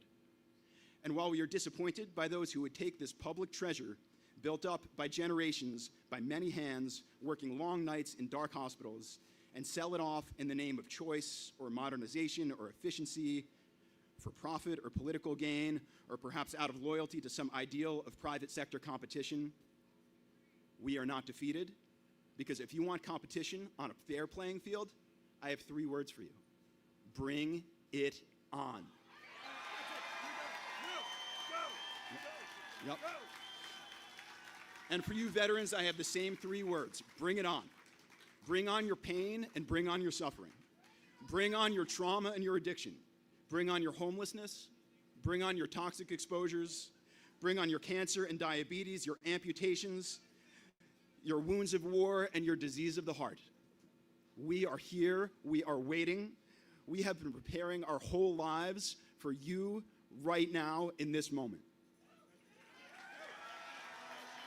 Because we know what you know. We know what you know. The promise a nation makes to its veterans, that a promise a doctor makes to his patients, and the promise a soldier makes to the Constitution are the very same promise. It's a promise that cannot be broken. It's the same promise that Abraham Lincoln made on this sacred ground 170 years ago, just 40 days before he was killed. With malice toward none, with charity for all, with firmness in the right as God gives us to see the right, let us strive on to finish the work we are in, to bind up the nation's wounds, to care for him who shall have borne the battle and his widow and his orphan, and to do all which may achieve and cherish a just and lasting peace among ourselves and with all nations. Thank you. Thanks, Doc. Is this working? Thank you, Doc. You all know what time it is? All right. I got to vamp for about 2 minutes, so we're going to do a little sign competition here. All right, I see this might be my favorite. I shouldn't lead with it. Taco. How do we like that one? Let's hear it for Taco. I'm sure the vets in the crowd will know what this one means. Foxtrot Delta Tango. Can we guess? Foxtrot Delta Tango. We got, all right, I'm trying to keep it not too political and a little PG. Stop this Nazi shit. Okay. All right. Oh, there's a good one. You know it's gotten bad when the teachers show up. We got a hell of a show coming up. They're getting the mics and the speakers set up right now. But let me just say a word about Dropkick Murphys. This is a band that doesn't just talk the talk. They walk the walk. They live their values. I think in my intro somebody mentioned that I'm a couple hours off the tarmac on a flight back from Ukraine, where we spent a couple of weeks getting there in a convoy of ambulances and other relief vehicles because they need a lot of them. The average lifespan of an ambulance at the front in Ukraine right now is 11 days. 11 days because Putin's military targets them. You want to know who was with me on that convoy driving an ambulance? Ken Casey of the Dropkick Murphys. This is a band that walks the walk. And they sing it pretty well, too, because we did an in-studio version in Kyiv of Who Will Stand With Us. Keep your ears open, keep your eyes out. I'm sure that's going to come out soon. But I will share with you my small part in that. We obviously had Ken doing the lead vocals, and we had a bunch of military vets, U.S. military vets, in that convoy from the Air Force, from the Army, from the Marine Corps, from the Navy, and we were the backup singers for the Ukrainian version of Who Will Stand With Us. And at one point, Ken put his arm around me and he said, hey, buddy, Ken as well, he said, hey, buddy, I love your enthusiasm, but can you back away from the mic a little bit? All right, we're going to give the band another minute. How are we doing, team? We're good to go. Dropkick Murphys!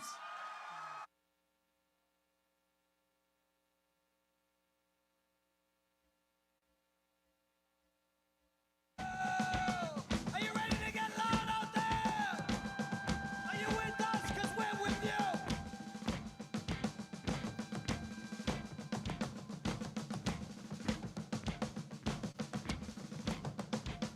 When the cooks they work, we gotta work. Not once, not twice, but 10 times more. When the robbers they walk, we gotta walk. Not once, not twice, but 10 times more.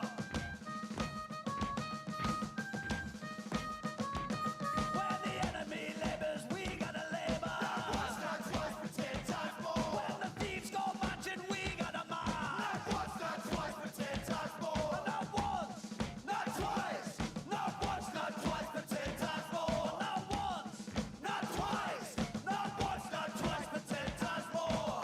We gotta walk and talk and fight. Not once, not twice, but 10 times more. When the bullies go hiding, we go finding. Not once, not twice, but 10 times more. When the rats win battles, we must win battles. Not once, not twice, but 10 times more. Not once, not twice, not once, not twice, but 10 times more. Not once, not twice, not once, not twice, but 10 times more. We gotta walk and talk and fight. Not once, not twice, but 10 times more. When the mad dog gives blood, we must give blood. Not once, not twice, but 10 times more. When the snakes give dollars, we must give dollars. Not once, not twice, but 10 times more. Not once, not twice, not once, not twice, but 10 times more. Not once, not twice, not once, not twice, but 10 times more. We gotta walk and talk and fight. Not once, not twice, but 10 times more. Not once, not twice, not once, not twice, but 10 times more.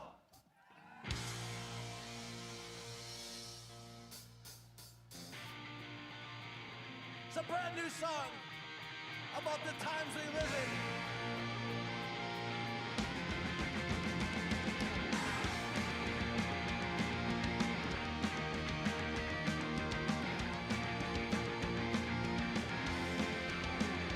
Throughout centuries in every country, we face the wrath and felt the pain, and the tyrant soul and the henchman's boot for another rich man's gain. In the endless quest for wealth and power, they stop us down with great disdain. Beneath the false gods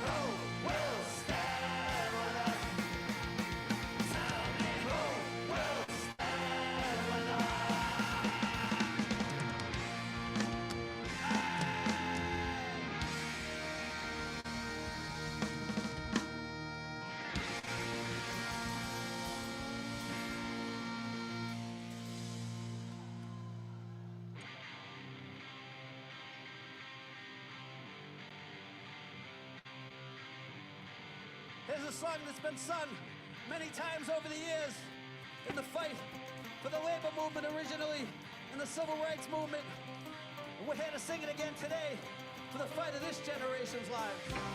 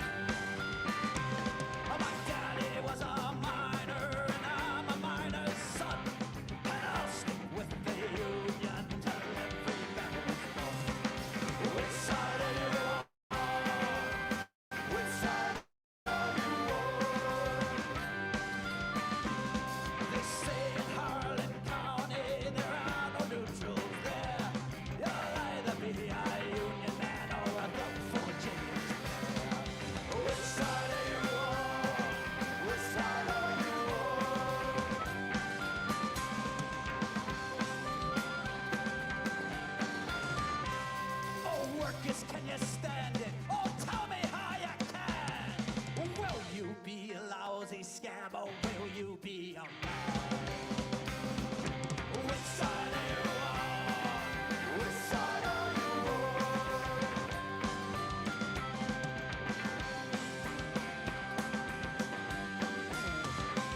I don't scab for the bosses. Don't you listen to their lies. Us poor folks haven't got a chance unless we organize. Which side are you on? Which side are you on? Which side are you on? Which side are you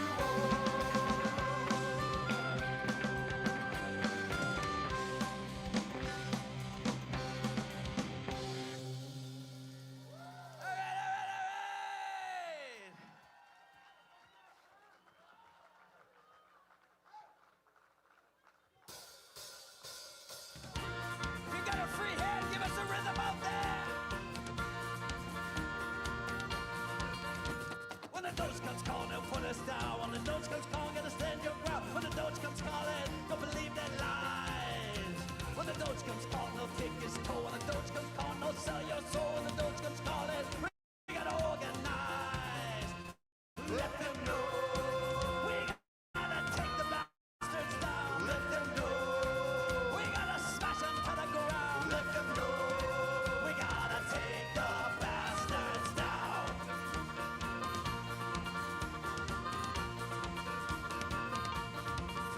When the Doge comes calling, you be on your own. When the Doge comes calling, you stand alone. When the Doge comes calling, we let them in. When the Doge comes calling, we stand and fight. When the Doge comes calling, we must unite. When the Doge comes calling, we can't let them win. No, let them know. We gotta take the bastards down. Let them know. We gotta smash them to the ground. Let them know. We gotta take the bastards down.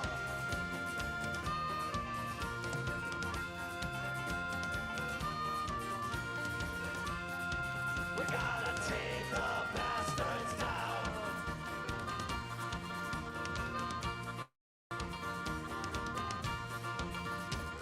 When the Doge comes calling, they'll put us down. When the Doge comes calling, gotta stand your ground. When the Doge comes calling, don't believe their lies.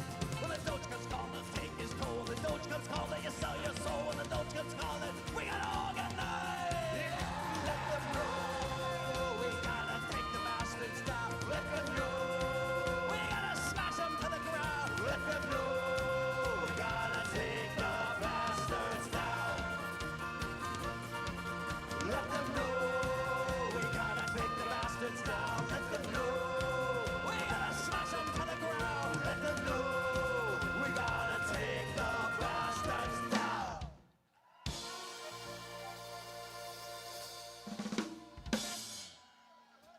How's it going, everybody?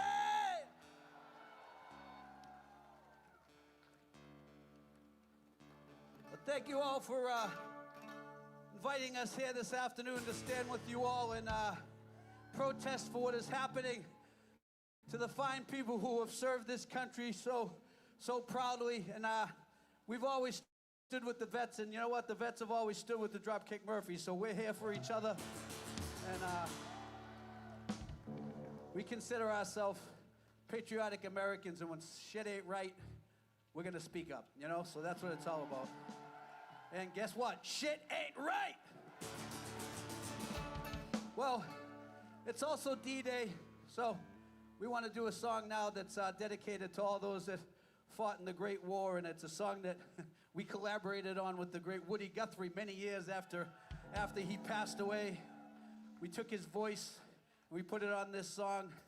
When we were in the studio recording it, and we were doing backup vocals, we had Woody's grandson in there with us. So we're in the studio singing along, and you can hear Woody in our headphones, and Woody's grandson's beside us, and we're singing this song, and I thought, man, how lucky are we to take part in any protest and any resistance when it involves standing up for people. So thank you guys, and this one goes out to anyone who has a family member who served in that war. It's called Dig a Hole.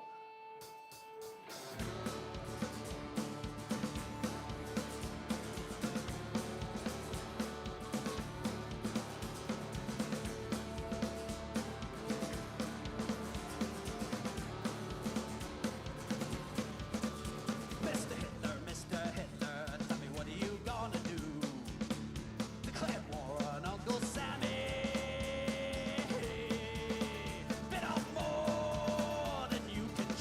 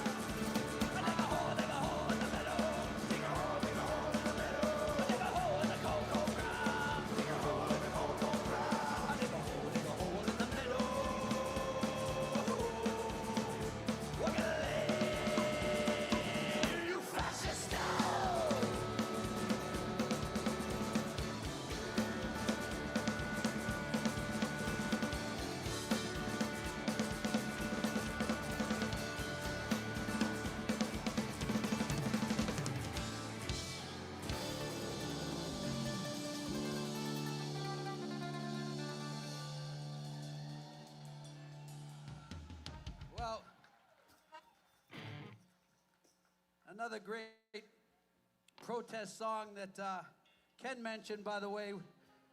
Ken Harbaugh invited me to go to Ukraine with him and a group of people that were driving equipment in, and I'm so glad I got that opportunity. And there's a Ukrainian band that I got to know a few years ago, you know, online, and we had just put out this next song, and they asked us if they could do a version of it in Ukrainian, and they couldn't get into a recording studio because at that time the Russians were just on the outskirts of Kyiv. So we sent them this music to this song, and they sang over our music in Ukrainian, and got to go back on this trip and see them. A couple of them were on the front lines. We got to do another song, and I got to sing in Ukrainian on this one. And Ken sang in Ukrainian. Ken, you don't have a bad voice, you just have a loud voice, and that's not a bad thing. That's not a bad thing. Anyway, it's another protest song. You know what it's called. We Shall Overcome.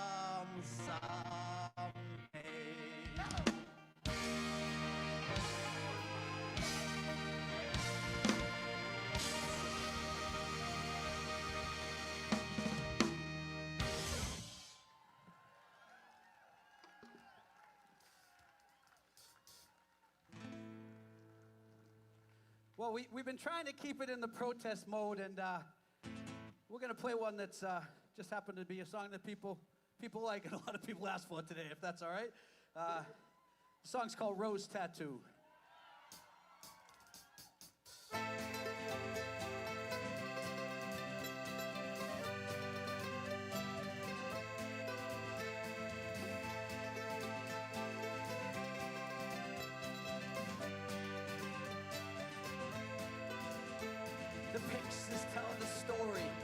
life had many shades. I'd wake up every morning and before I'd start each day I'd take a drag from last night's cigarette that smoldered in its tray. Down a little something and then be on my way. I traveled far and wide and laid this head in many ports. I was guided by a compass. I saw beauty to the north. I drew the tales of many lives. I wore the faces of my own. I had these memories all around me, so I wouldn't be alone. Some may be from showing up, others are from growing up. Sometimes I was so messed up and didn't have a clue. I didn't know I'm over. I wear it just for you. I got your name written here and a rose tattoo. And a rose tattoo. And a rose tattoo. I got your name written here and a rose tattoo. Are you ready? This one's for the mighty sea, mischief, golden piracy. This one's for the man that raised me, taught me sacrifice and bravery. This one's for our favorite game, black and gold, we wave the flag. This one's for my family name, with pride I'll wear it to the grave. Some may be from showing up, others are from growing up. Sometimes I was so messed up and didn't have a clue. I ain't winning over and over, I'll wear it just for you. I got your name written here and a rose tattoo. And a rose tattoo. And a rose tattoo. I got your name written here and a rose tattoo. And a rose tattoo. And a rose tattoo. I got your name written here and a rose tattoo. This one means the most to me. It stays here for eternity. A ship that always stays the course. An anchor for my every choice. A rose that shines down from above. I signed and sealed these words of love. I heard them once sung in a song. It played again and we sang along.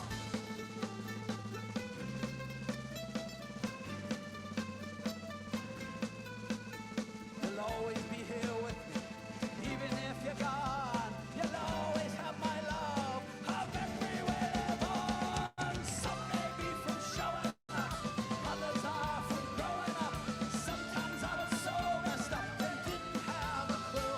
I ain't winning over and over. I'll wear it just for you. I got your name written here and a rose tattoo.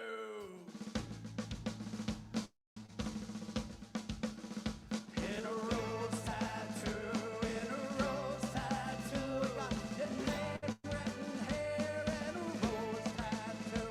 In a rose tattoo, in a rose tattoo, with pride I'll wear it to the grave for you. In a rose tattoo, in a rose tattoo, I got your name written here and a rose tattoo. In a rose tattoo, in a rose tattoo, signed and sealed in blood, I would die for you.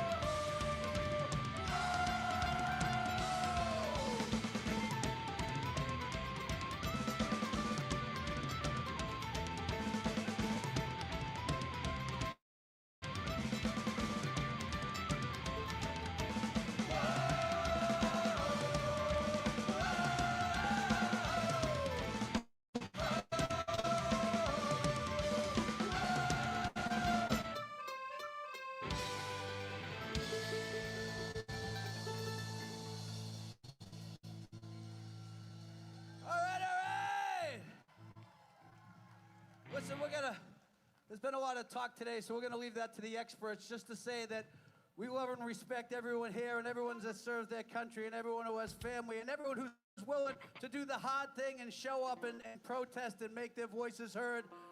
I want to especially dedicate this to two guys that I really respect, that really showed up when it really mattered and weren't afraid of the people that were in charge. My boy Harry Dunn out there who came to Ukraine with me. Let's go!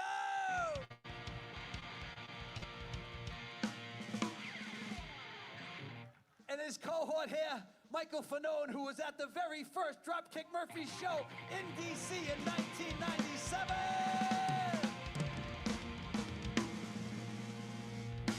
Proud to know both of you.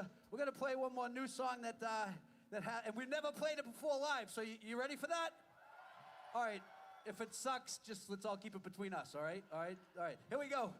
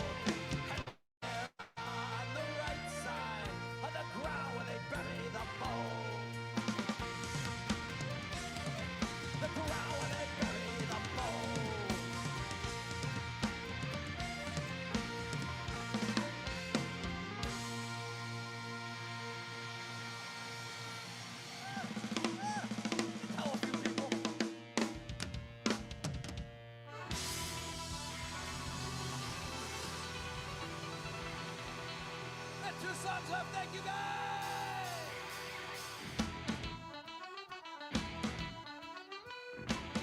This one's for all the assholes.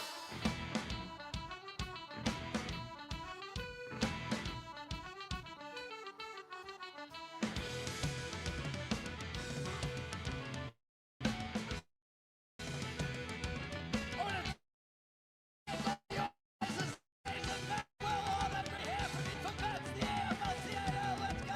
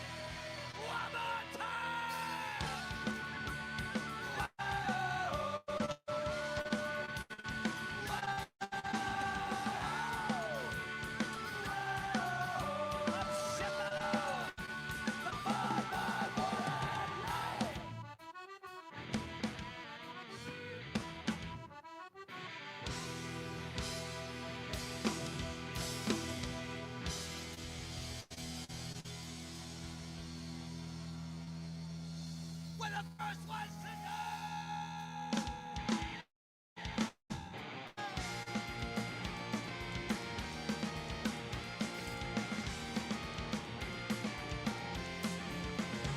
Yeah, this one's for the work I hold, toils night and day, by hand and by parade, to earn your pay for centuries long past, for no more than your bread, have bled for your countries and counted your dead.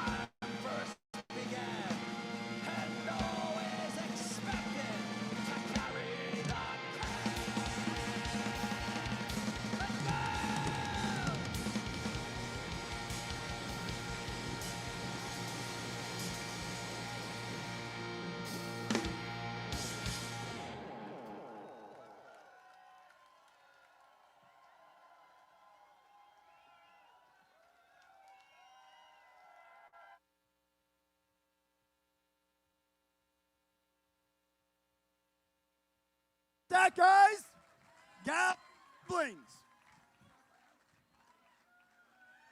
Woo! Right?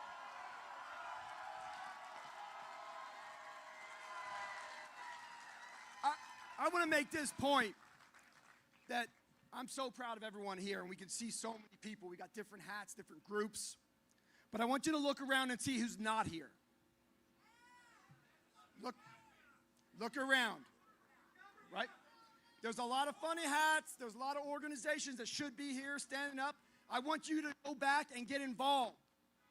Because if we're not going to get stood by our groups and our organizations, we have to start to organize and gain that. And I just want to say from the bottom of my heart, Ken, thanks for standing with us on this stage right now.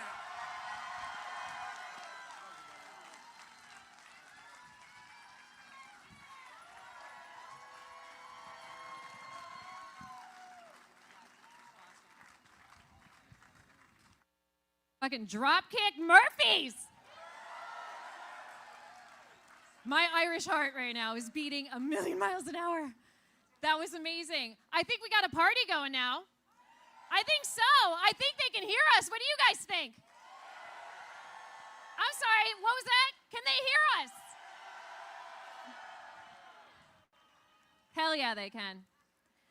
Like Will said, this is no longer just a moment. This is the movement. I need you to stay involved. I need you to get involved at community level, all the way up.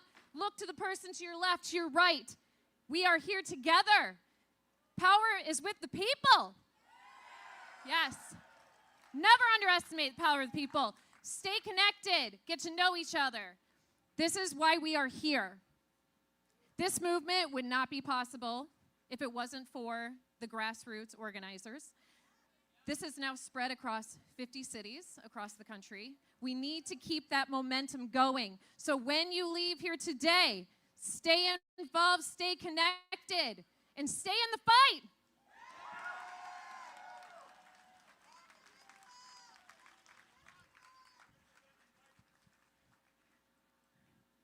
I have the honor and privilege of introducing one of those grassroots organizers today. Is he here? Good.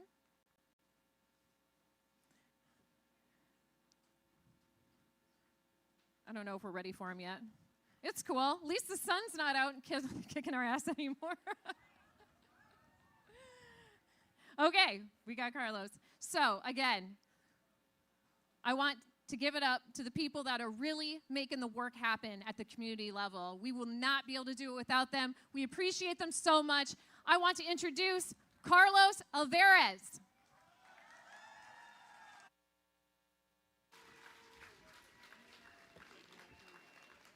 Good afternoon, everybody. Let's give it up for the Dropkick Murphys. I think I drew the short straw, and I have to follow that somehow. My name is Carlos Alvarez Aranjos, and I'm the founder of American Opposition. It is my solemn honor to stand here on the National Mall, a place where our country has so often been focused in moments of conscience that demand national unity. Today, I'm humbled to speak before the greatest gathering of veterans in this country has ever seen. As we stand here in this sacred place, I am proud to report that we are joined by our fellow citizens at 204 events nationwide.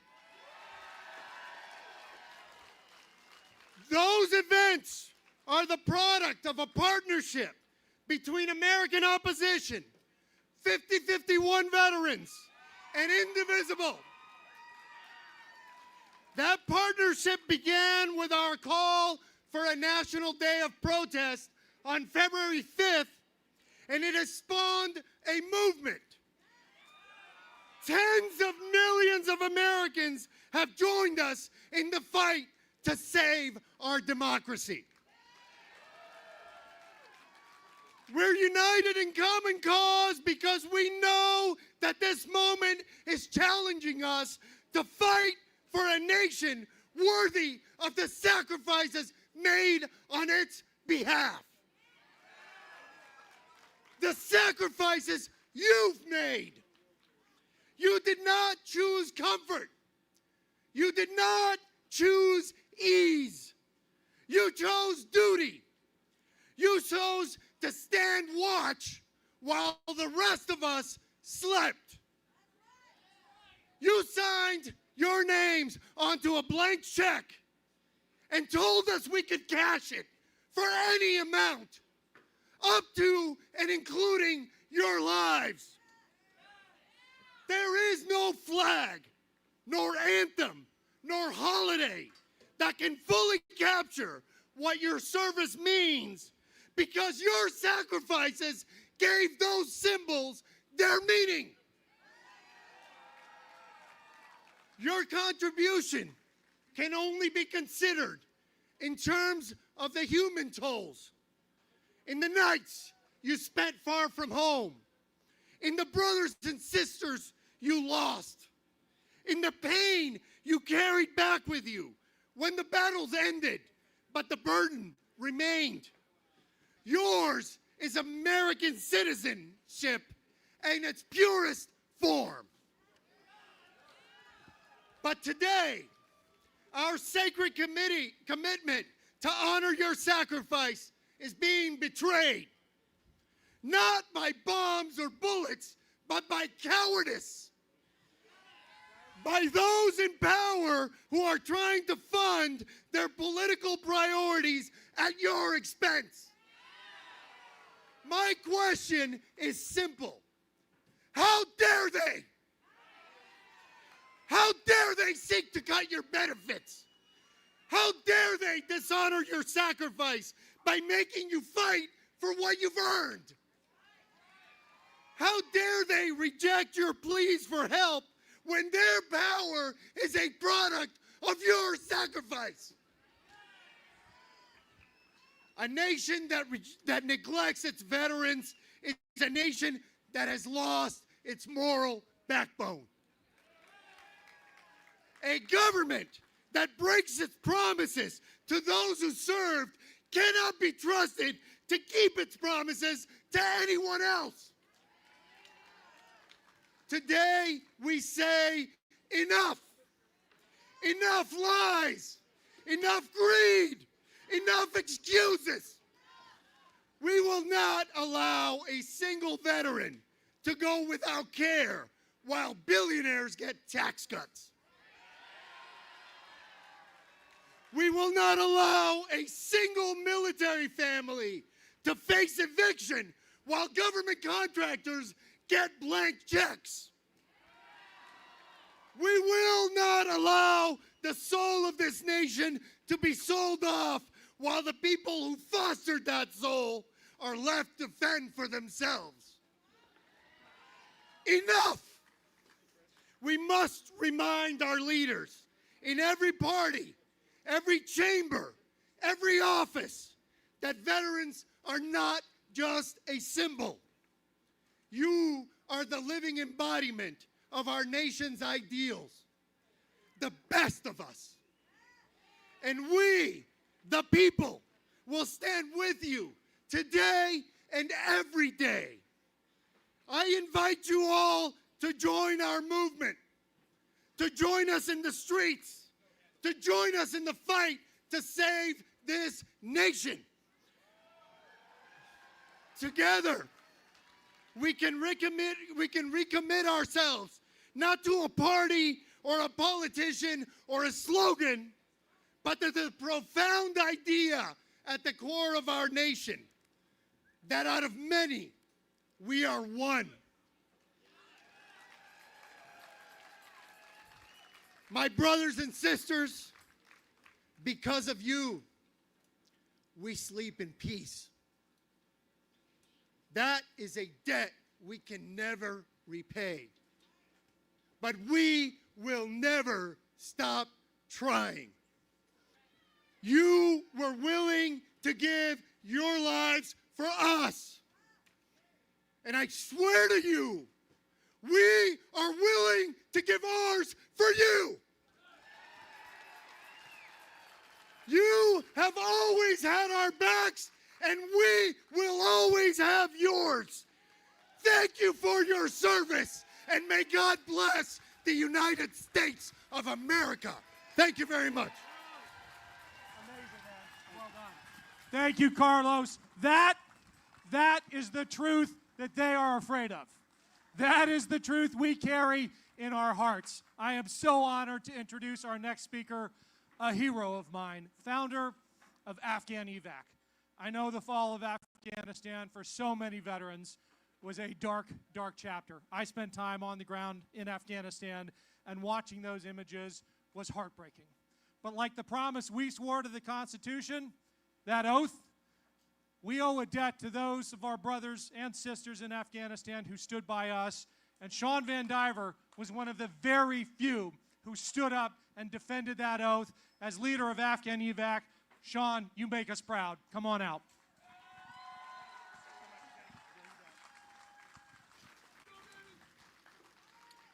Thanks so much, Ken. Hi, folks. My name is Sean Van Diver, and I'm the president and founder of Afghan EVAC. We are here today to unite for veterans, to ask, like the Dropkick Murphys just did, who's going to stand with us, and to fight for a country that embodies the core values that we all served under. I ask you, what are you willing to stand for? But before we get to today's fight, I want to tell you a story. Now, I'm not the first person to tell this story, but I think it's fitting given the fight we find ourselves in today. It's the early 1980s. The USS Midway is patrolling the South China Sea. The crew spots a small, leaky boat packed with refugees fleeing Vietnam, desperate for freedom. The Midway sends a launch to bring them to safety. As they approach this massive American ship, one of the refugees stands up, balancing in the tiny vessel, looks to one of the sailors on deck, and shouts, "Hello, American sailor! Hello, freedom man!" A small moment, but a critical moment. To those refugees seeking better lives, the symbol of the United States was that of freedom, of safety, of hope. The sailor who received those words never forgot them, and neither did the man who first told this story. That man went on to describe the vision he had of the place that this refugee sought. He said, "In my mind, it was a tall, proud city, built on rocks stronger than oceans, wind-swept and God-blessed, and teeming with people of all kinds, living in harmony and peace. A city with free ports that hummed with commerce and creativity. And if there had to be city walls, the walls had doors, and the doors were open to anyone with the will and the heart to get here." Those words, they were the words of none other than President Ronald Reagan in his farewell address. Throughout his political career, he believed America could become. But that speech was the first time that he articulated his vision of what he meant. A vision of a country not built on pride and power or petty actions, but on promise. To be the one who shows up, the one who opens the door, the one who doesn't look away. To be the freedom man. That's the America I fight for. That's the America you're all fighting for.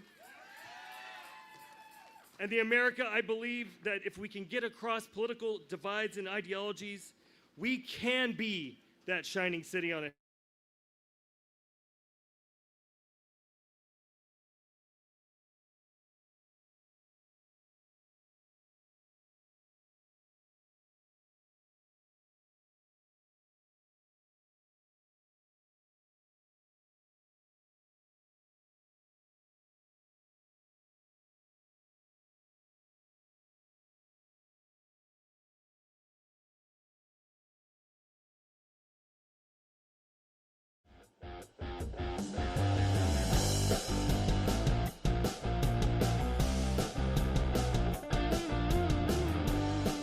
living that far away from me in San Diego. In summer of 2021, before the withdrawal, he went back to visit his mom one last time. She was sick. August 14th, I got a text. It said, "Brother, I'm stuck on this mountain in Irgun. We're surrounded by the Taliban. We're running out of ammunition. I think I'm gonna die. Will you grant my last wish and get my family back to San Diego?" Through my tears, I promised Lucky that I would. I didn't know how, but I knew that I would do it. Across the country and around the world, thousands of other service members, veterans, government employees, and frontline civilians were receiving similar messages. Many of you out here received those same messages. As the chaotic U.S. withdrawal from Afghanistan unfolded over the next 2 weeks, so many others like me and like you stepped in to help guide, advise, and support our allies in Afghanistan as they scrambled to escape a country that was actively falling to the Taliban. During those 2 weeks in August of 2021, and in every week in the nearly 4 years since, thousands of veterans and regular civilians came together with no budget, no roadmap, no invitation, just a fire in our chest that said, we owe them. We launched rescue efforts. We found housing. We reunited families torn apart by oceans and red tape. We met them at airports with open arms and car seats. We walked them into rooms, clinics, and classrooms. Because just like the promise that I made Lucky, our country had made a promise over 20 years of war that if Afghans stood with us, we would stand with them. That by their service with us, they would earn a pathway to come build new lives here. That promise was made in the dust and heat of combat zones, whispered through interpreters' headsets, sealed in blood, sweat, and sand. The promise that we don't leave anyone behind. But when the last planes left Kabul, that's exactly what we did. Afghan evac was born in those chaotic weeks after Kabul. Our real work began in the aftermath of the withdrawal. Because although the planes had stopped, the calls had not. Terrified voices, desperate texts, children in hiding, mothers begging us not to forget them. So we kept pushing. We demanded that our government step in and complete the job. We built a movement from the ashes of failure because our friends deserve better. And what resulted was the safest, most secure legal immigration pathway our country's ever seen.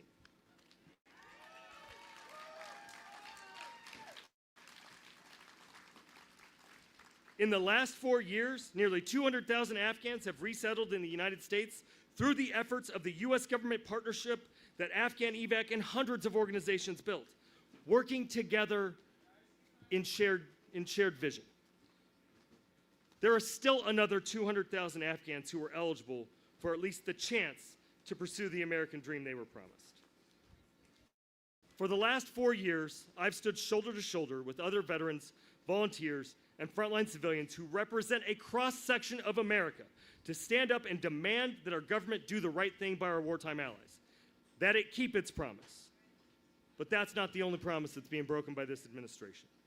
From the moment they took office, this administration has worked to erase our progress, shuttering the very programs that saved lives, abandoning our allies to chaos, breaking the promise we made as a country to our wartime allies, just like they're breaking the commitment to our veterans.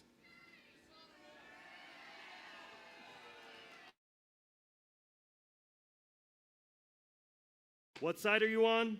Who will stand with us? My answer is I'll stand with us, I'll stand with you, I'll stand with them.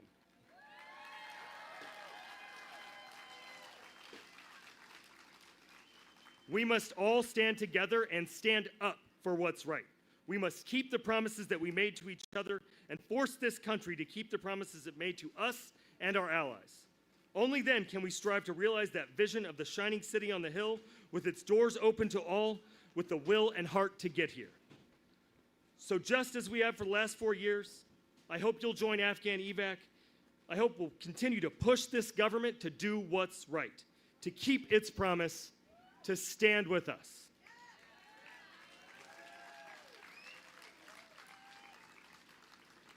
Because of the hard work and effort of so many people across this great nation who stood up, I was able to keep my promise to Lucky. He got out.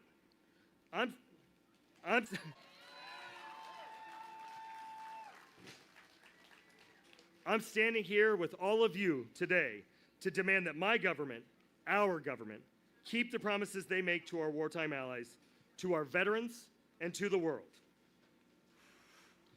So here's what I want you to do. I want you to first go to afghanevac.org/donate, make a donation. Number 2, scan the QR code that's up on the screen, sign the petition. Stand with Unite for Veterans, Unite for America. Make your voices heard. It's on us. Thank you.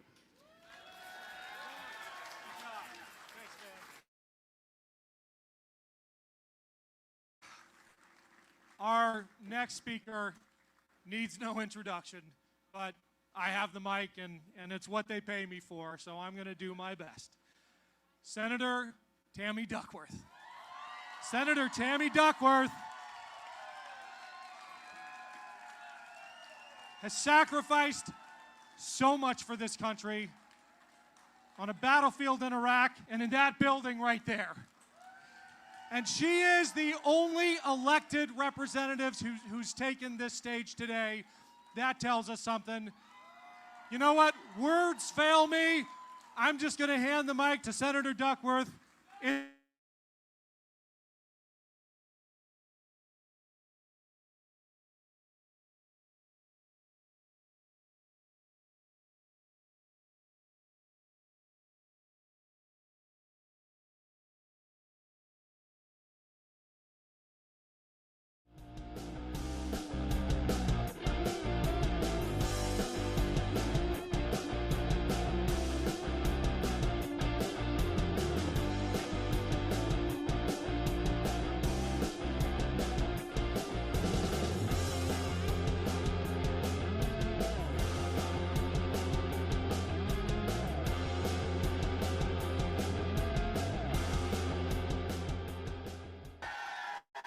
And I am damn proud of that. I am here today because, like you, I love this nation. In fact, I love it more than I do my own life, which is why I was willing to lay down my life to defend this nation when this nation called, just as you did. I know that you are here because, like me, we are sick of politicians promising to look out for veterans when they're on the campaign trail and then abandoning them when they take office. I am sick of military families being treated like props. And I am sick of people in power wrapping themselves in the flag with their left hand and then with the other signing off on orders that sell out our heroes to line their own pockets. You deserve better. You've earned better. After all, since the first shots rang out at Lexington and Concord, since the Tuskegee Airmen took the skies to defend a nation that still wouldn't let them sit in the same lunch counter as their white peers, since the members, the Nisei Battalion, volunteered to serve even as the nation put their families into internment camps, since our warriors landed on the beaches of Normandy on this very day 81 years ago, those who have worn the uniform have defied the odds to define America at her best. America is what she is today because of the blood our brothers and sisters shed in combat zones. Our children grow up with the rights that they deserve because of the sweat that's poured down our faces, everywhere from the dust of Fallujah and Kandahar to the jungles of Vietnam. Our sacrifices were the currency we paid to defend America's freedoms. And even as I stand here on these titanium legs, with the wheelchair that I proudly earned by my side, I would not take back those sacrifices in a second.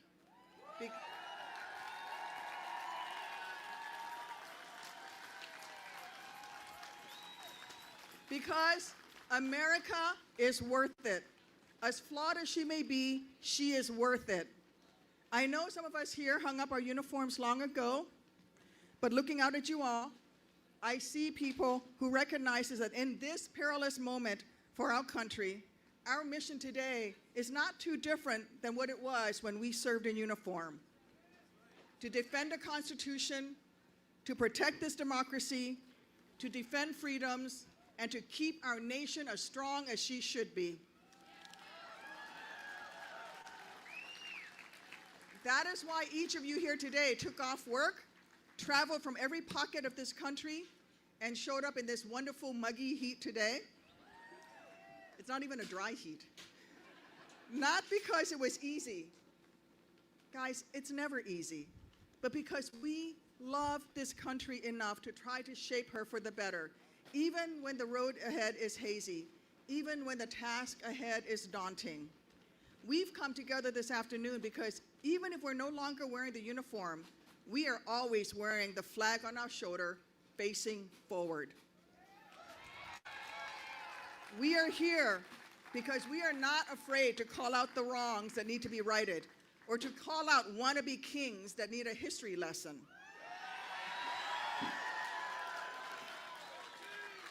We are here because we refuse to see the democracy that we fought so hard for get dismantled. because we refuse to let the health care and benefits our buddies rightfully earned be gutted. And because we refuse to let thousands of veterans who choose to continue serving this nation as federal workers be fired for no apparent reason. Of the over 6,000 veterans this president has fired, it includes folks who were working at the Veterans Crisis Line, for God's sake. The veterans there are doing some of the toughest work imaginable to support our heroes in their absolutely darkest hour. These are the people the administration has kicked to the curb over the past few months. That should tell you everything you need to know about how the guys in power actually feel about us vets. So let's be clear, the only reason they're doing all of this is to try to pick our veterans' pockets, our taxpayers' pockets, so that they can give even tax breaks to the rich guys they pal around with on their golf courses. Let me say this another way. They care more about making billionaires, allowing billionaires to buy yet another private jet than ensuring that our veterans have access to the benefits that they have earned. They care more about stroking Donald Trump's ego. I'm an old air assault pilot, guys. They have to censor me. Anyway, they're stroking Donald Trump to the tune of a $30 million birthday parade. You know what they should do? I asked the Secretary of the Army yesterday, why would you do that? He said, well, you only get to celebrate the Army's 250th birthday once. And I said, well, wouldn't it be better to celebrate the Army's 250th birthday by spending $30 million on military families' child care? Or maybe let's spend that $30 million to save veterans' jobs. Or how about making better access to health care for veterans? So let's call what it is. This budget bill is a middle finger to our heroes. Where's that middle finger? Raise that thing high. It's a slap in the face to the sacrifices that our veterans have made. Frankly, it's bullshit. And every one of us who serves should feel insulted. I certainly do, and I bet some of you do too. They're even firing fully trained, fully qualified members of our military who are parts of teams who are trans. People who earned their positions, as opposed to Pete Hegseth, who didn't earn his other than by sucking up to Donald Trump. I say, keep the trans service members and fire Pete Hegseth.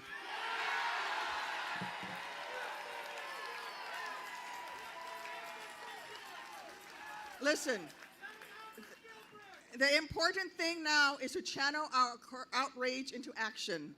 A couple months after my Black Hawk was shot down in Iraq, a United States Senator named Dick Durbin walked into my Walter Reed hospital room and gave me his phone number, saying to call him anytime if I or any of the other patients around me needed some help. I'm not sure that he thought I would take his words quite literally, because there was only 2 service members from Illinois at the time, but I called him anyway, a lot. I called him way, way too much. At the time, I was the highest ranking amputee on the ward, and I had a lot of senior NCOs who were also amputees. So we all felt responsible for the men and women around us. So I kept on ringing up a United States Senator to help me help these folks get their pay, get their benefits, even to help get that one damn elevator in the hospital that we needed to take to go to 07 formation in our wheelchairs working again. At that point, I know, we're in wheelchairs and they're making us go to 07 formation. Fuck that.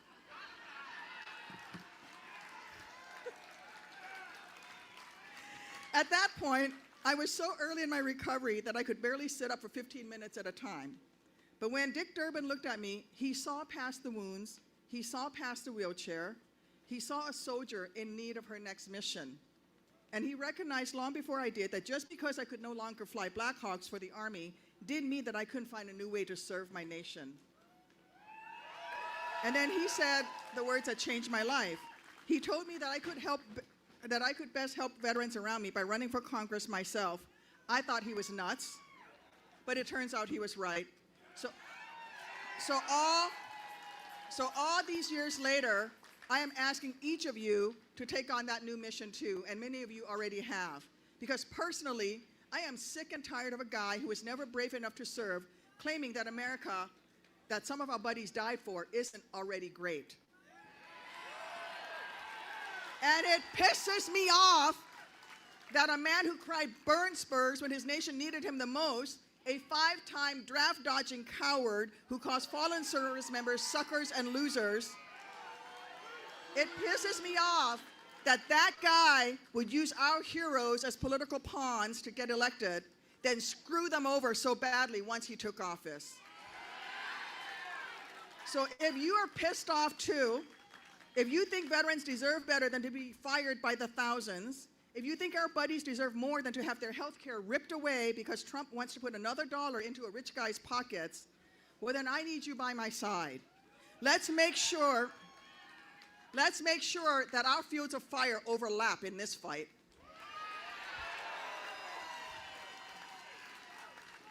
I need you to think of today not just as a singular moment, but as the start of our new collective mission. A mission to stand up for the buddies we served with, to do right by the warriors who came before us, and to look out for all of those men and women still serving in uniform. Those young soldiers and sailors, those Marines and airmen and coasties who are ready to sacrifice everything at the drop of a hat should the drums of war start beating again like it did for many of us when we served. Look, I get how in this moment it'd be easy to feel defeated, to want to tune out rather than turn on the news. But now, more than ever, we can't let ourselves become disengaged because there is too much at stake to get discouraged. The reality is there will always be people in big fancy buildings who try to use their power to only look out for themselves. But here are 3 things I know. First, the power of the people is always greater than the people in power, at least in this country. Second, those of us here today have never been too scared to take on a tough mission, especially when it means protecting the democracy that we fought so hard and long to defend. And third, we veterans, we sure as hell would never leave a fallen comrade behind. Whether that was one of our buddies on the battlefield or now one of the folks getting fired or left without care at the VA. So if we want tomorrow to be better than yesterday, we have to come together. We have to recognize that our voices do still matter. Then we got to use those voices to speak out, even if, and actually especially when, anyone tries to silence us. Let them try. Because we veterans have always been the ones helping to keep this nation as strong as she should be. And this moment is no exception. And along the way, you have my word that I will be there with you. We're in this together. And I will always live by the soldier's creed, never ever leaving a fallen comrade behind. It's an honor to call myself part of this team and to have you as my battle buddies in this fight. Thank you. God bless America. Huh! Thanks, guys.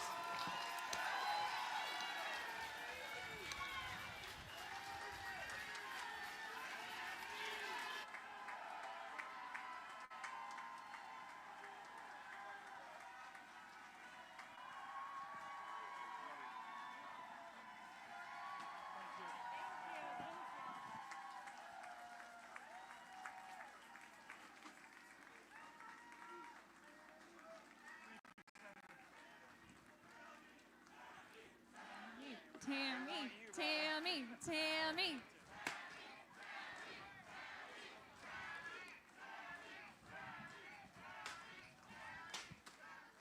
Ladies and gentlemen, Senator Tammy Duckworth. Icon! Definitely one of my personal icons. Now, Unite for Vets, I have the privilege to introduce our next leader. He has over 30 years of service in the United States Navy. He has commanded ships, led operations globally, and now he is looking to shape the future of our nation's security through action, not just words. Please welcome to the stage a sailor, a strategist, and a statesman, Rear Admiral Michael Smith.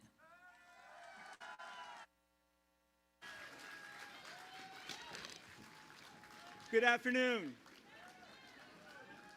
My name is Mike Smith. I'm the founder and president of National Security Leaders for America. We're a bipartisan pro-democracy organization that's made up of over 1,300 retired admirals and generals and senior enlisted, former ambassadors and cabinet secretaries and senior executives. Collectively, our members represent centuries of service to this country. Service that was forged through sacrifice, experience, and hard-earned lessons learned. And the most important of those lessons is this: when a nation breaks its promises with its veterans, it does more than betray its values. It weakens its security, and it undermines the readiness of its future armed forces. This is not an academic discussion for me. I stand here not only as a retired Rear Admiral, more importantly, I'm the son of a Vietnam veteran. I'm the son-in-law, the nephew, the brother-in-law, and the brother of Navy and Marine Corps veterans. Like many of you here, my life was shaped by the service and sacrifice of generations of veterans. My father served in the Navy. He served until early 1980s. I remember when I was at the Naval Academy, I called him to talk to him about fleet readiness for his ships for a paper I was writing. The answers to his questions were sobering. His ships were undermanned, they were underfunded, and they were struggling. It wasn't due to the commitment of its sailors. It wasn't due to poor leadership. It's because the nation had turned its back on veterans. The public mood after Vietnam had shifted, and support for the military had faded. That conversation stayed with me. It was my first personal introduction to a national trend that unfortunately we've seen repeat over and over again. Our veterans return from Korea to silence. They return from Vietnam to scorn. These men and women didn't ask for parades. They needed care and opportunity and dignity. Instead, they were forgotten. The institutions they needed to rely upon were gutted or ignored. It took hard work and national leadership to turn that tide. During my time in service, our country started to learn from its lessons. It reinvested in its armed forces. It renewed its commitments, and it made a promise to future generations that if you raised your hand and volunteered to serve, your nation would always have your back. That was never more important than after the terrorist attacks on 9/11. We saw a new generation raise their hands, volunteer to serve in what would become the longest war in American history. Those young Americans believed in something essential. They believed that their country had their and their families' backs, that they would not become the next forgotten generation. And now, I stand here ashamed. I stand here in disbelief. I stand here shaking in rage because it appears our country is breaking its promises. We are hearing of proposals to gut the VA, to fire thousands of veterans from civil service, to politicize their positions that they earned. We're seeing the slow erosion of support being replaced by indifference, or worse, contempt. the fading echoes of thank you for your service are being drowned out by a new message that maybe veterans are, and I quote, not fit to have a job. If together we can't stop this now, we risk repeating the mistakes we swore we would never make again. You know, after World War I, General John Pershing said of the fallen, "Time must not dim the glory of their deeds." That quote must apply not only to those who gave the ultimate sacrifice, it must apply to those who've gone into harm's way. Let us not forget. Let us not repeat history's failures. And together, let us ensure that time does not dim the glory and the obligations their deeds demand.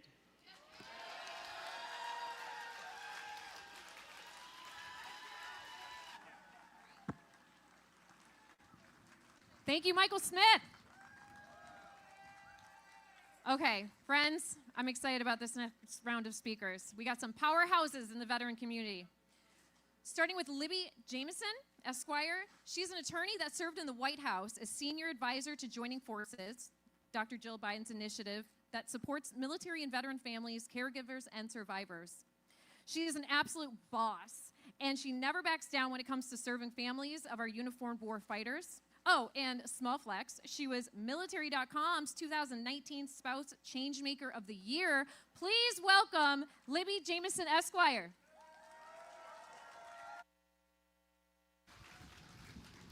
Wow. Thank you, Kate, for that lovely introduction. I should also add that I grew up as a proud Navy spouse and spent 20 years, or grew up as a proud Navy brat and spent 20 years as a Navy spouse. So go Navy.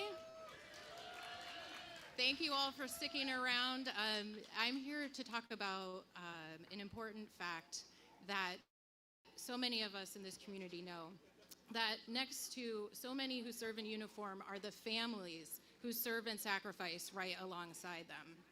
For many of us, there's a common thread. You move to a new place, find a new job, new school, new friends, and just when you start to settle in, there's a new set of orders, and it's time to do it all over again. It is exhausting, am I right, families? So let's talk about what the numbers show. A 20% unemployment rate for active duty spouses. 1 in 5 military spouses cannot find a job, and it's not because they're unqualified. It's because of limited opportunities and outdated stereotypes about our community. The next number, 1 in 5 service members report experiencing food insecurity. Let that sink in for a minute. Our military families, the very people defending our country, are struggling to feed themselves and their children. It's absolutely unacceptable. And lastly, no surprise, 1 in 3, the highest number ever of military spouses who support their service member leaving the service to find a new career. But these challenges don't end when the uniform comes off. Spouses need stable jobs, especially to support their families during the service member's transition to civilian life. But those pesky resume gaps can follow you around for years. As Kate said, I was honored to serve at the White House on Dr. Biden's initiative supporting military and veteran families, caregivers, and survivors. One of our proudest achievements was a June 2023 executive order on economic opportunity for military families that specifically made it easier for military spouses to get hired and keep federal jobs. A big win that made it easier. That work was personal for me as a former VA employee. A federal job was a game changer for me. I was able to keep working even when we PCS, and it was the first time I was able to stay in a job long enough to get promoted, to get a raise, and to contribute to my family's finances in a meaningful way. Yeah, federal jobs, yes. But now, as we've been talking about today, that progress that so many people fought for is being undone, and thousands of military families in federal jobs are in jeopardy. Remote government jobs that give military spouses stability are under attack. Flexible work options needed especially during a service member's trainings and deployments are being denied, and currently serving families who already have so much uncertainty in their lives are being jerked around. Military spouses are losing their jobs as federal employees and contractors. Some are being reinstated, others are being given conflicting guidance on telework, and answers to what's next are not clear. So let me be very clear. Firing talented military family members is wrong, and it's bad for our national security.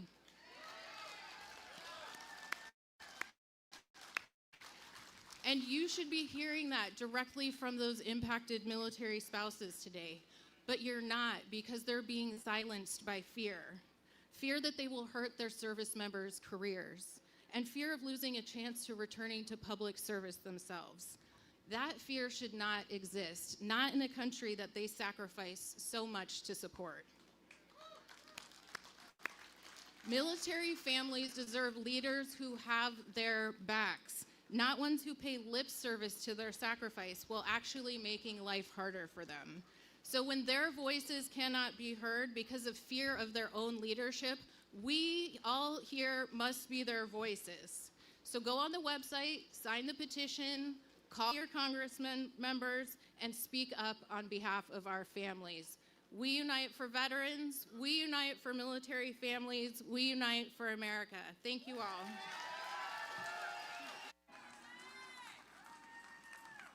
Thank you, Libby.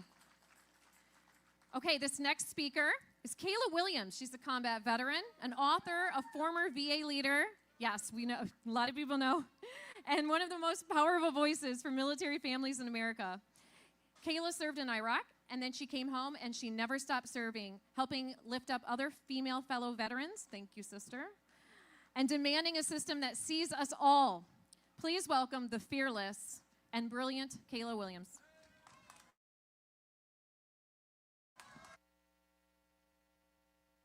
Hey, thank you so much for that generous introduction. It is so great to see all of you out there. Like you, I am fired up and ready to support our VA.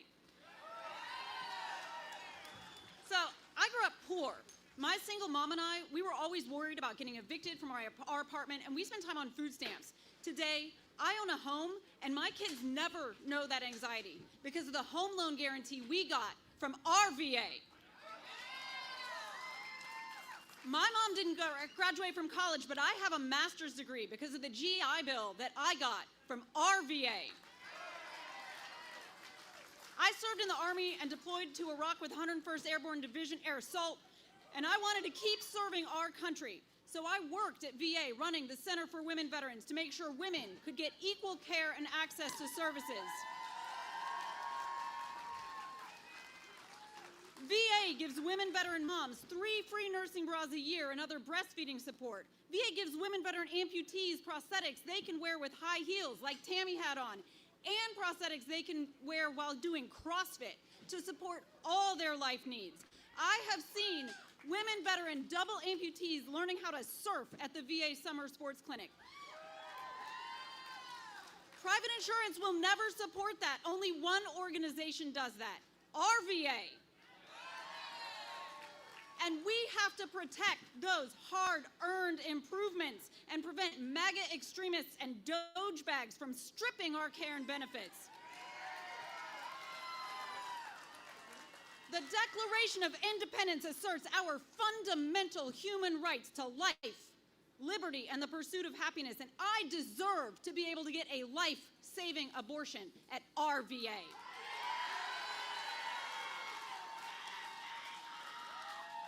But listen, I have to admit, VA doesn't just provide care for women. My husband sustained a penetrating TBI in Iraq from a roadside bomb. Shrapnel pierced his skull and went into his brain. When he was medically retired from the Army, he went to Johns Hopkins. You may have heard of it, one of the best hospitals in the world. You know what they told him? We don't know anything about blast injuries. You need to go to VA. Because VA is designed to support all aspects of veterans' health care, including those unique to us like combat trauma, toxic exposures, MST, and spinal cord injuries. But my group therapy for military sexual trauma was recently cut short because the therapist quit rather than risk being laid off during the massive cuts Secretary Collins is promising to make. I'm getting care elsewhere, and my new counselor asked me, what is MST? That would never happen at our VA. And that is why we are here today to stand up and fight for the care and benefits that we have earned through our honorable service and for the employees that provide those services. Employees, many of them union, 30% of whom are veteran themselves, are being purposefully put into trauma by dogebags who don't know anything about service or what government does for the people. Employees who are not allowed to even include in their signature blocks that they are veterans like us, who are not allowed to wear pride pins, who don't know if they'll be laid off tomorrow, who don't know if they'll have to work in a converted broom closet or provide mental health appointments from a cubicle farm. We are here to ensure that veterans of the next war come home to a system where they can get high quality, evidence-based, culturally competent care and benefits and burial. Our VA. They want to turn VA into an insurance card and force us to get care in the community, even though that care is lower quality and even though rural hospitals are closing all over the country. We deserve a system where veterans can get comprehensive, integrated care and peer support, and where caregivers get support. A system conducting groundbreaking research that helps everyone, like the first liver transplant, the pacemaker, the nicotine patch, one that trains 80% of doctors and provides a backstop to the entire U.S. healthcare system in times of crisis. That system is our VA. We veterans made a contract with our government, and they owe us a strong Department of Veterans Affairs. I swore an oath to the Constitution, not a king, and I will always stand and protect and defend our rights. I am here with you today to stand up and demand that all veterans, including women and our LGBTQ+ brothers and sisters, can safely access comprehensive care at VA.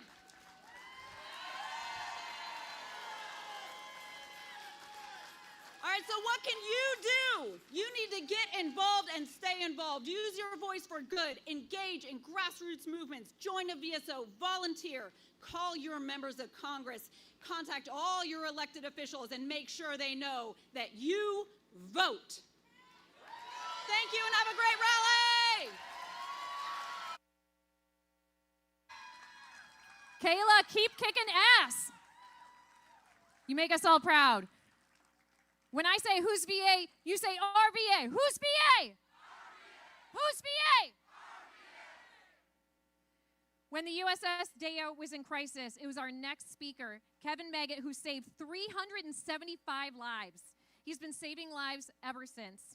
From leading homeless veterans programs to commanding Bronx chapter of NAV Vets, Kevin fights for those still struggling in silence. He's living proof that service never stops. Please give it up for Kevin Maggot.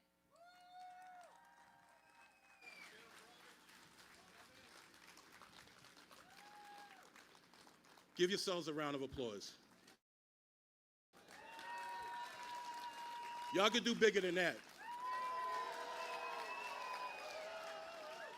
Because y'all are every last one of you are unsung heroes to this, and this can't be a one and done. We got to take today's energy and we got to keep moving. After today, you have my word. I'm here. I am with NAV Vets, but I'm representing Veteran Action Now, which is a veteran advocacy group, and we are more vocal, more active when it comes to veteran services and what we need, and we're very we not afraid to use our voice. So with that said, I'm going to go back home and I'm going to look to engage in civil disobedience. That's what we're going to have to do. So I'm going to give you a real quick rundown. I got a lot to say in a little bit of time. When I joined the Navy, I went into a room with about 60, 75 other people, and I took an oath to defend the Constitution, of the United States from enemies both foreign and domestic. Okay, when I went to the fleet, we had a major class Bravo fire. I was on a Spirits class destroyer called the USS Dale. It was a fire that was right next to the torpedo room. It was major. When I got out the Navy, I never went into a room with 75 other people and was unoathed. And when I took that oath, I took it with the federal government. So with that said, I don't want my services to come from Tesla or Starbucks or Walmart or McDonald's. I don't have a connection. I have a connection to the federal government, and I want us to fight to keep that connection because that's who we decided to fight for, this government.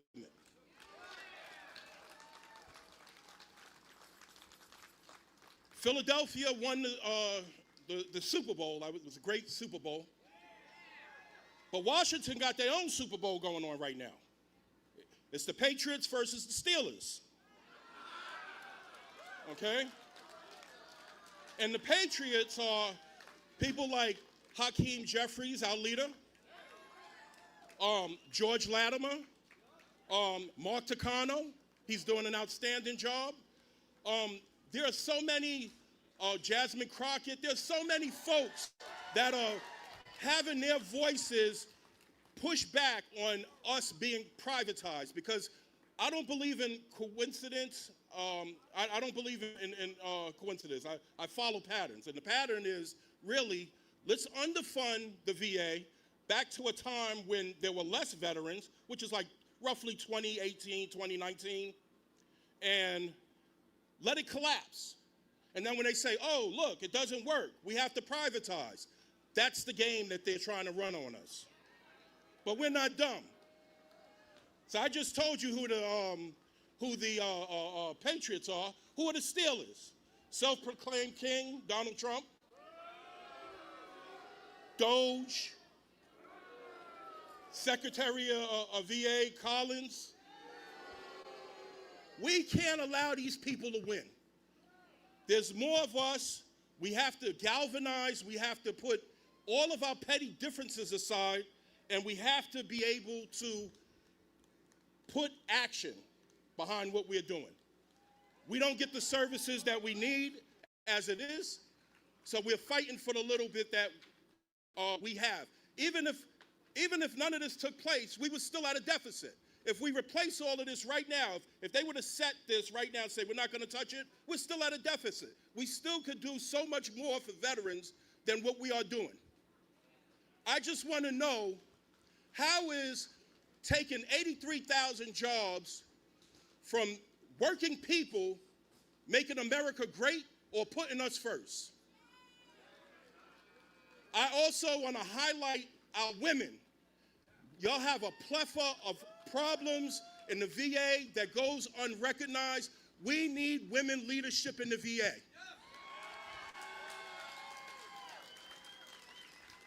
With that said, I really want to highlight a couple of unsung heroes from my home, New York. Asha Castleberry Hernandez, she's still serving in the Army. She's a national security expert and a world-recognized leader. And veterans not being taken care of is absolutely a national security threat. And if you're going to threaten us, you can't threaten us within. But this is a man that has nothing to lose. He's not going to run for re-election. He's just running this country into the dirt. And we got to make sure we stand strong and protect what is ours. With that, I'm going to yield my time. God bless you, and God bless America. Thank you, Kevin. Okay, next up, we have an Air Force veteran, a mama 3, and a fighter for working American families. When the system tried to push her down, she stood up taller and turned her pain into purpose. That's just what us moms do, isn't it? Now she's running for office. Go, girl. Let's bring some more compassion, courage, and justice back to our government. Let's hear it for Shanice Mundell.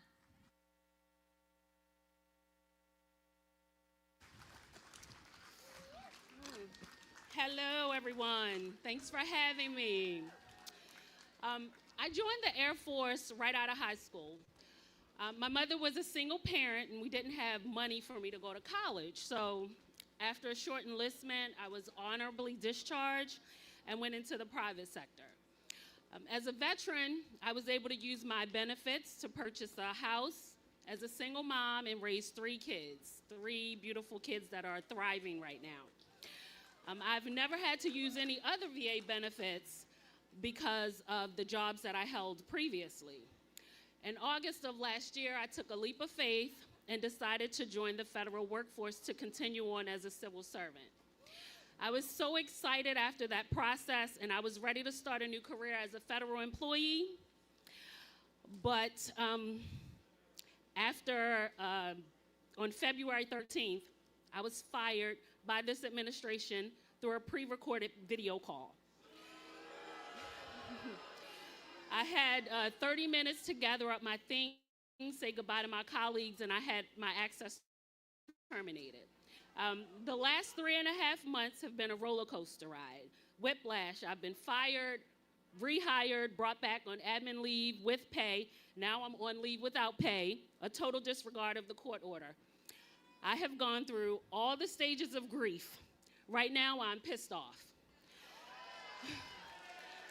You know, veterans fought for this country, and to be treated this way by the administration and the American people is so disheartening. With all the firings right now, now is not the time to be cutting any veterans programs. We're gonna need them more than ever. I'm gonna keep shining light on the situation and tell my story, your story, our story. We deserve better. We raised our hands and took an oath to protect this country, something the current occupant of the People's House refused to do. I am in this fight for the long haul, and hopefully my name will be on a ballot in the near future. With God, I know all things are possible. I'm going to fight for democracy because when we fight, we win.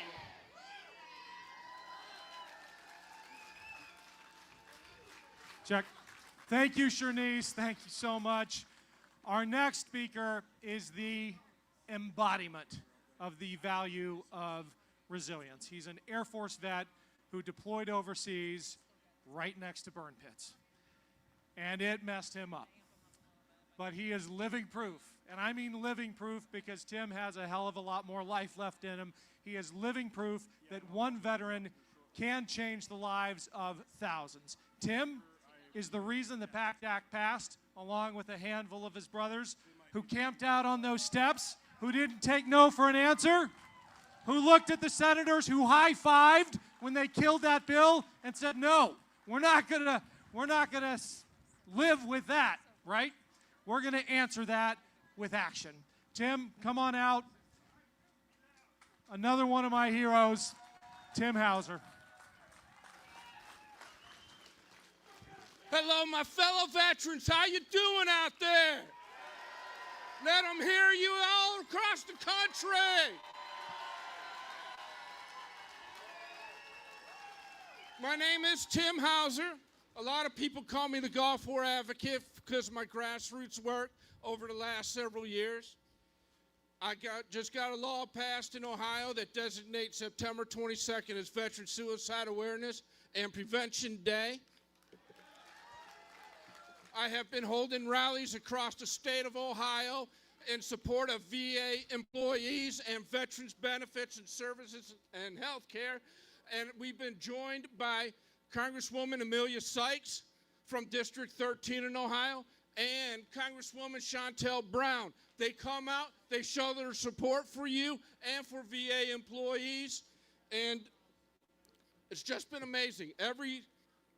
You know, I got a prepared speech, and I'm not going to do that because this has to come from the heart.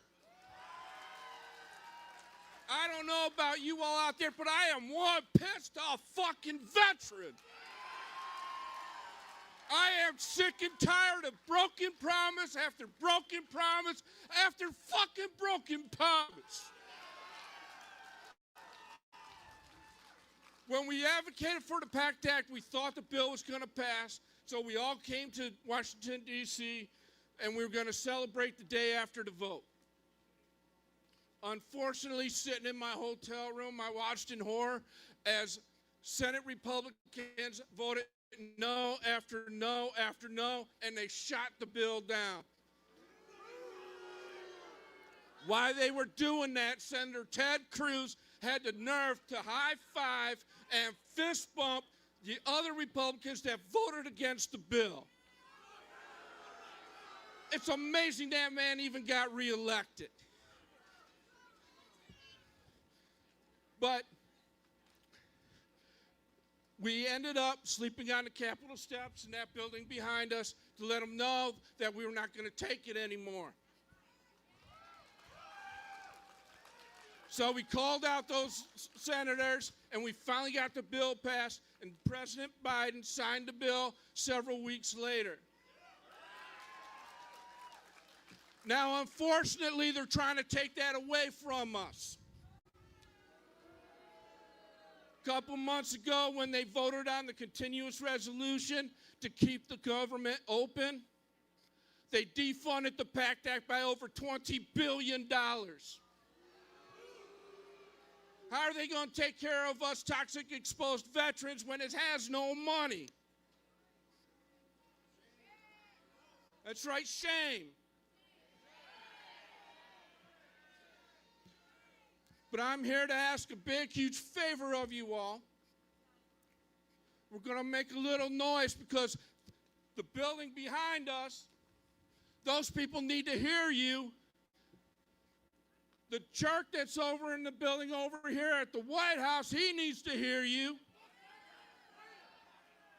And Secretary Doug Collins definitely needs to know it's not his VA. That VA belongs to us veterans.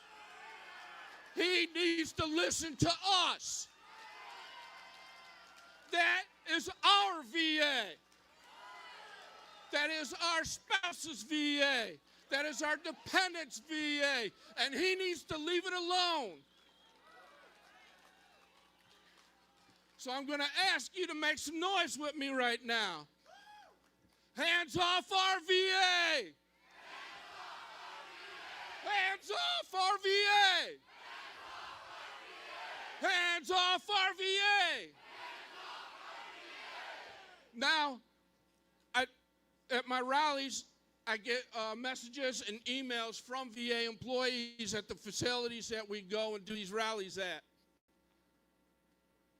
A lot of them are our brothers and sisters. They served right alongside us. They're scared to death. They're being harassed. Every Monday, a supervisor has to be shown proof that they sent in that Doge email with 5 points of what they did the week before. If they do not fill it out, they're walked out. So they have fired more than 2,400 employees already. Now they want them to sign an NDA. So when they do get fired, they're not allowed to talk about it.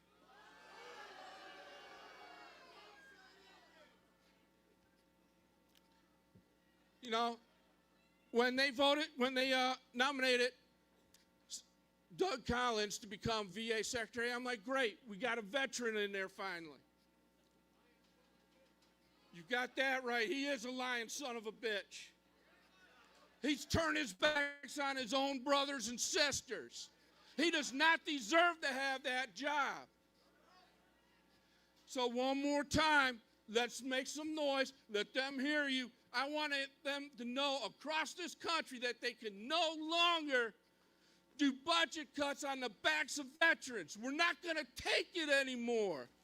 So hands off our VA. Hands off our VA. Hands off our VA. Thank you for allowing me to speak to you today. My name is Tim Hauser. I am the Gulf War advocate, and I am never going to give up fighting for you.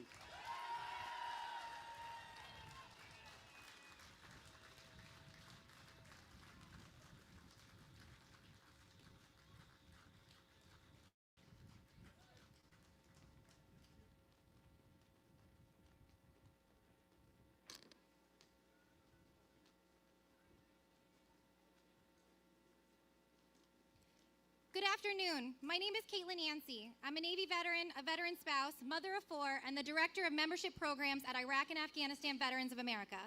I'm honored to be here today on behalf of IAVVA, an organization driven by the voices, experiences, and leadership of our post-9/11 veterans. Today, I want to talk about something central to who we are at IAVVA, our cavalry. The IAVVA Cavalry is a group of dedicated leaders from across the country. These men and women don't just raise their hands when we ask for help, they lead. They are the heartbeat of our grassroots advocacy, our storytellers on Capitol Hill, and powerful voices behind the policies we fight for. These veterans have deployed overseas, returned home, and continue serving, not just in our communities, not just their communities, but every veteran in America. They represent the diversity, strength, and courage of our generation of warriors. And today, you're going to hear directly from 5 of them. Each speaker you'll hear from has the unique story, but their voices echo the shared fight we're all here for: care, accountability, and respect for every veteran. Please join me in welcoming Christina Schauer, an Army veteran and fierce advocate for women warriors; Michael Matos, a Coast Guard veteran whose passion for post-military transition support has lifted him as a leading voice for veterans in New York City; Stephen Mandilli, an Army veteran whose advocacy has shaped policy in his home state of Massachusetts and beyond; Nadim Yusuf, an Afghan interpreter who later enlisted in the Marine Corps and brings the experience of navigating the special immigrant visa program to a national stage; and Ryan Britch, an Army veteran and experienced advocate who has spent over a decade researching the health impacts on the post-9/11 generation of veterans. These are the voices of our community. Listen closely, because they're not just telling the stories, they're fighting for change.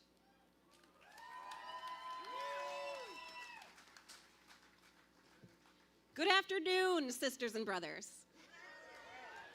My name's Christina Schauer. I'm an IAVVA Cavalry member, leadership fellow, and a U.S. Army Iraq War veteran. I also lead a nonprofit focused on providing advocacy for the unique needs of women veterans and service members called the Tri-State Women Warriors out of Iowa, Illinois, and Wisconsin. I'm here today because of Madeline, my daughter. 13 years ago, she was diagnosed with a fatal birth defect and born still.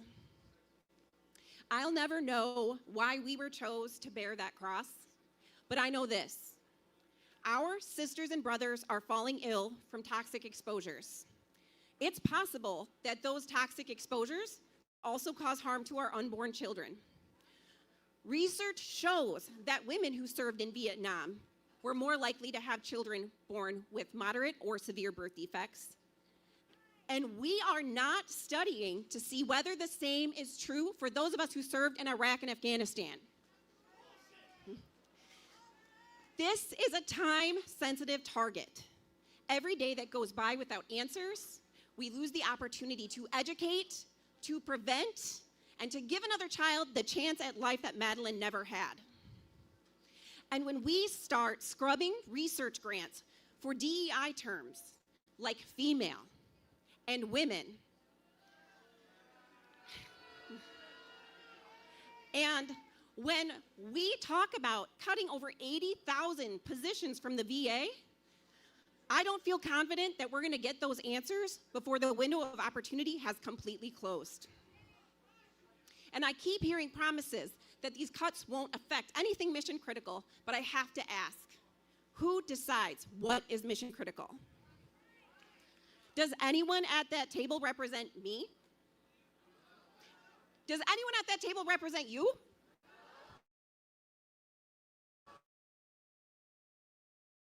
Because you can in positions from the VA without one of them being mission critical to somebody. And when we start calling words like equity and inclusion divisive, you can rest assured that those who are already underrepresented will suffer the most. Now, I care a lot about women veteran research, but the scope of this goes far beyond that. So today, we unite. Our warrior ethos will not allow us to leave our battle buddies behind, and we're not going to let them settle for anything less than they have earned.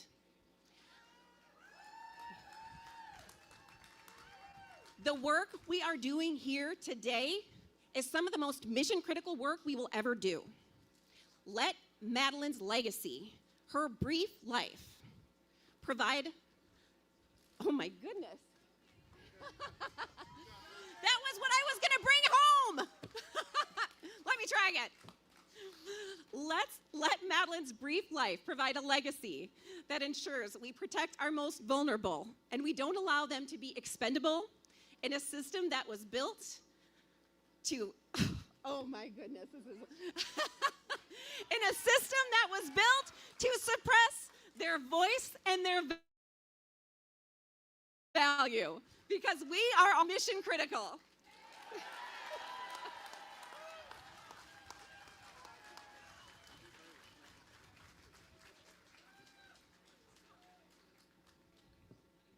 Is this not the land of the free because of the brave? Then why does it feel like this administration has forgotten that? My name is Michael Matos.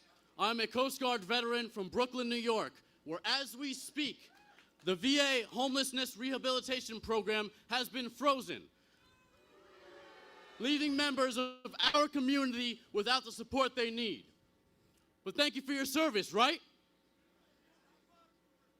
Just as we successfully passed the PACT Act and increased staffing to handle the influx of disability claims, this administration wants to cut 80,000 jobs in the VA. But thank you for your service, right? Just as we close the 90-10 loophole to prevent private institutions from preying upon our education benefits, this administration wants to reopen it. But thank you for your service, right? Is this how we're making America great? We can't even keep our promises to our Afghan allies who risked their lives protecting our service members for 20 years of combat. Is this what we stand for as a nation? A little over a decade ago, I made a promise to protect our communities and our people here in the United States. And I know every single one of you here has made that same promise. So I ask you now to do the following once you leave this rally in continued service. I want you to look up who represents you in Congress, and I want you to share the following message. Share the following message. You will not use us as campaign marketing every 4 years and then abandon us once the ballots are counted.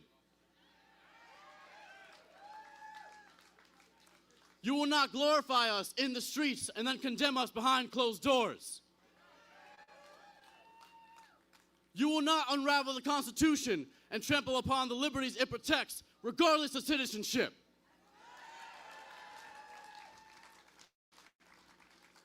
And above all else, I want you to let them know that despite their hopes for us dying off and saving them the economic responsibility of 20 years of war, we're still here!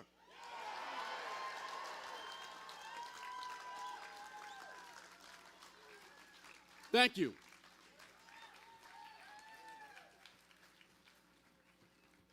Hello, thank you everyone for sticking around. Thank you for everyone watching at home. I want to thank all the volunteers that are here today. You guys did an incredible job throughout the day. Thank you so much.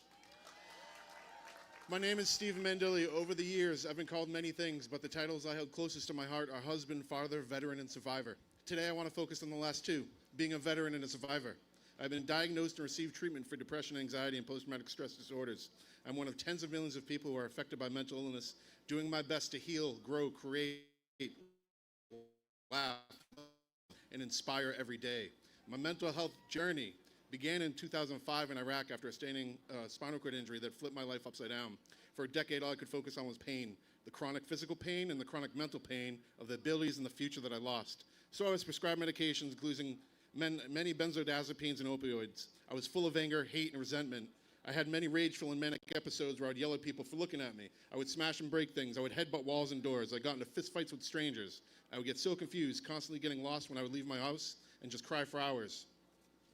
One night I decided I didn't want to do this anymore, so I attempted suicide. Fortunately, I choked on the fentanyl, the oxycodone, the Xanax, the Ambien I tried swallowing.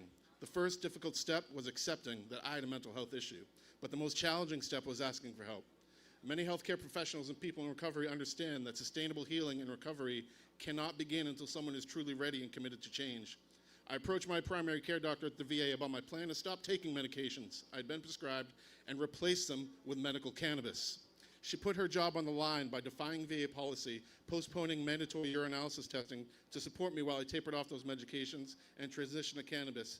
Over the course of the decade, I had been prescribed 57 different medications, including 8 opioids.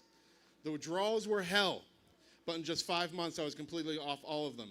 And my doctor explained that I was their first patient.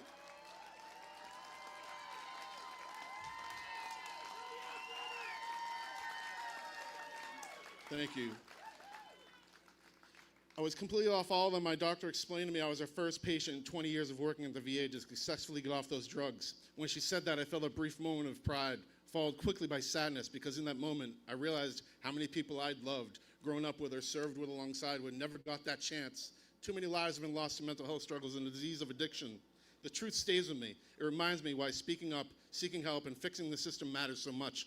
The reality is stark. Veterans make up about 6% of the U.S. adult population, but account for approximately 20% of all suicides. That means around 18 die by suicide every day. Moreover, between 2010 and 2019, the age-adjusted overdose mortality rate among veterans increased by 53%, with synthetic opioids like fentanyl being a significant contributor. These statistics aren't just numbers, they represent the lives lost, families shattered, and communities grieving. They highlight the unique challenges veterans face and the critical role the VA plays in addressing them. The VA isn't just a healthcare system, it's a lifeline, built to meet the needs of those who served. It's where I found the support to reclaim my life. But today, that lifeline is under threat from budget cuts, policy changes that risk and undermine the very foundation we depend on. And what's even more troubling is the silence. The President and his administration chose not to even acknowledge PTSD Awareness Month on the VA's own website, a painful reminder how easily our wounds are stigmatized and ignored when they're invisible. For millions of veterans still fighting the battle inside, that kind of neglect sends a dangerous message that our pain doesn't matter. As veterans, we must stand united to protect and strengthen the VA. Our experiences, our health, our lives depend on it. Let's make sure every veteran has the support they need to heal, survive, and thrive, and that no one in power ever forgets the cost of their actions. Thank you.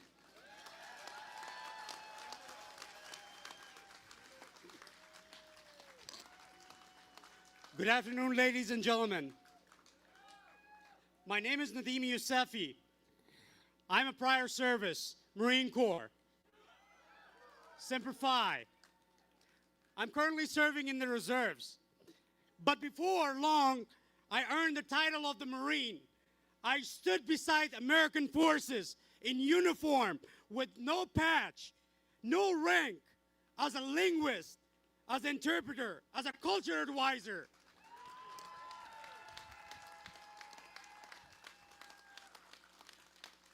I worked with the Department of State Drug Enforcement Administration as an interpreter from 2010 to 2015. I was trying to help them navigate the terrain, not physically, but culturally. Every mission that I went was a risk, not just for me, but for my family. The Taliban called us traitors. They labeled us as the traitors. They marked us all for death. But we did it anyways, because we believed in the U.S. mission.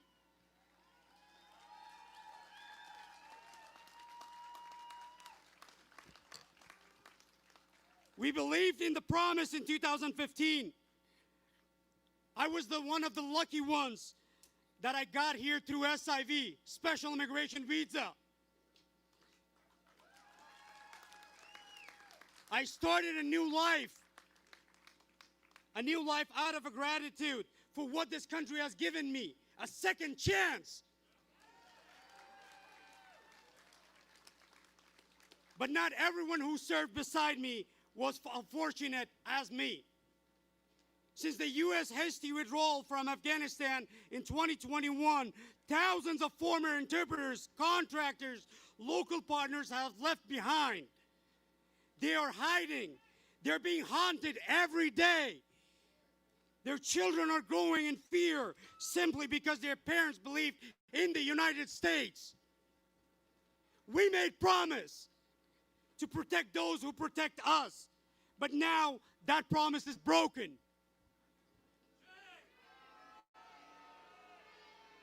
What does it say about the nation if we leave our allies behind? What message do we send to the world, to the next local partner or the next conflict zone if we do not finish what we started?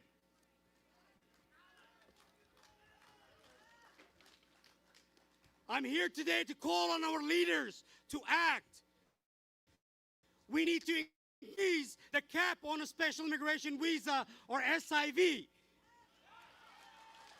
The blockage is unacceptable. Families are waiting years for paperwork to process while the clock ticks on their lives. We also need a robust funding and expansion and relocation efforts like CARE program. These aren't handouts that we think. These are lifelines. These are obligations. This isn't just about an honor, though that matters. This is about national security. The world is watching us, remember. If we don't stand behind those who stood with us, why should anyone in the world would trust us again? Why would anyone help our troops share intelligence or assist American diplomats? To my fellow veterans here, I know many of you feel the same. I have spoken with many Marines, soldiers, sailors, knowing about their interpreters are still over there. Some of them have been trying to get their friends out for years, making calls, writing letters, raising money. They're doing their part. Now it's time for our government to do the same. Thank you. Semper Fi. All right, can we make some noise for all of our civil servants? In the last 4 months, federal employees have been called saboteurs, fraudsters, liars, cheats, swamp creatures infested with ticks. Civil servants have been labeled worthless parasites and stigmatized as morally inferior to real Americans. This poisonous rhetoric will spread fear, blame, and divisiveness. This administration has adopted a policy of demonization, peddling the idea that federal employees are shameful and lazy. This tactic of dehumanization is as old as time, favored by despots as it creates a mental loophole in our psyche, allowing us to harm others. This administration has taken a chainsaw to the lives of fellow citizens who have sworn an oath to protect the Constitution. Blindly firing federal employees, leaving pregnant mothers without a source of income to support their children, cancer patients without health care insurance, and rob thousands of disabled veterans of their sense of purpose. The truth is that our civil servants are hardworking and dedicated Americans whose disparate tasks keep this country safe and running smoothly. Over a third are veterans because the same values that drive Americans to serve in the military drive them to continued service after they take their uniforms off. Having been a soldier and a veterans advocate, I have experienced VA healthcare firsthand and advocated on how to improve it on Capitol Hill. I've experienced the benefits of trauma-focused psychotherapy for PTSD and have spent countless hours studying the reports comparing VA and private sector healthcare. The fact is, VA offers higher quality and more culturally competent care than the private sector can. VA also has shorter wait times, is leaner, and costs less. VA is a system worth saving. Today, VA is facing its greatest yet. Secretary Doug Collins, an election-denying used car salesman. In February, without any staff input, Collins cut hundreds of VA contracts and said they were just for PowerPoint and meeting minutes. These critical contracts are actually directly related to patient safety and included Legionella testing and the sterilization of surgical equipment. Collins has blindly terminated thousands of VA employees without notice and told the public that patient care would not be impacted. He lied. Many of the terminated employees held critical roles, including clinic managers, vet center staff, and employees at the Veterans Crisis Line. And now Collins wants to purge an additional 83,000 VA employees, nearly a fifth of all staff. He continues to claim that these terminations will not impact patient care, but that's not possible.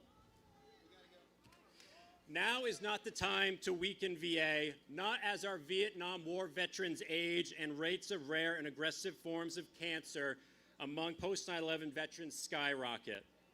Congress needs to reclaim their oversight powers and ensure Collins fulfills Lincoln's promise, our most sacred task. Secretary Collins, quit scaring the veterans.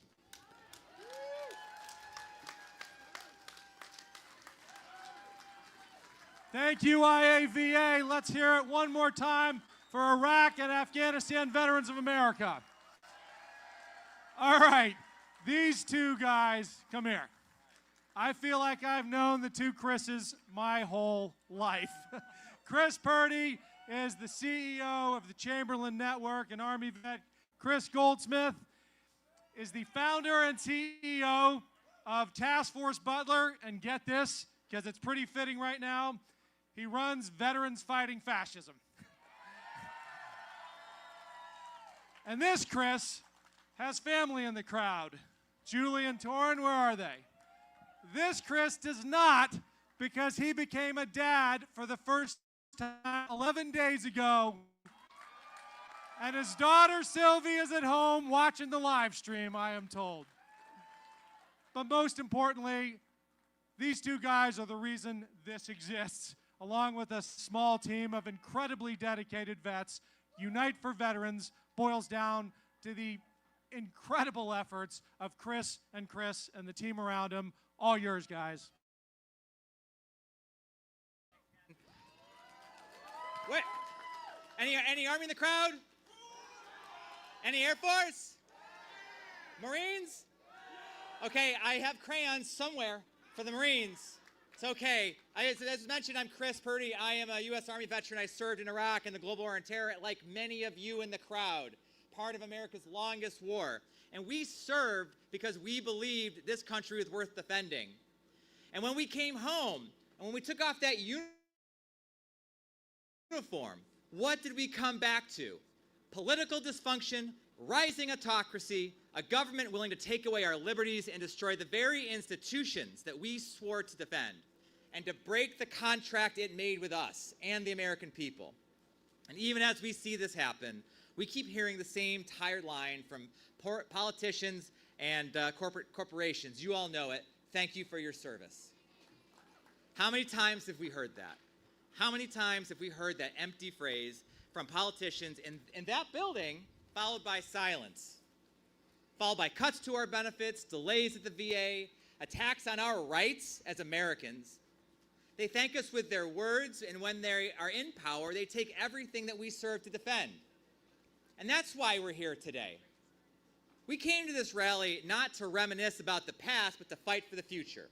Because when someone attacks any of us for who we are, for where we come from, or who we love, we veterans must see that as an attack on all of us.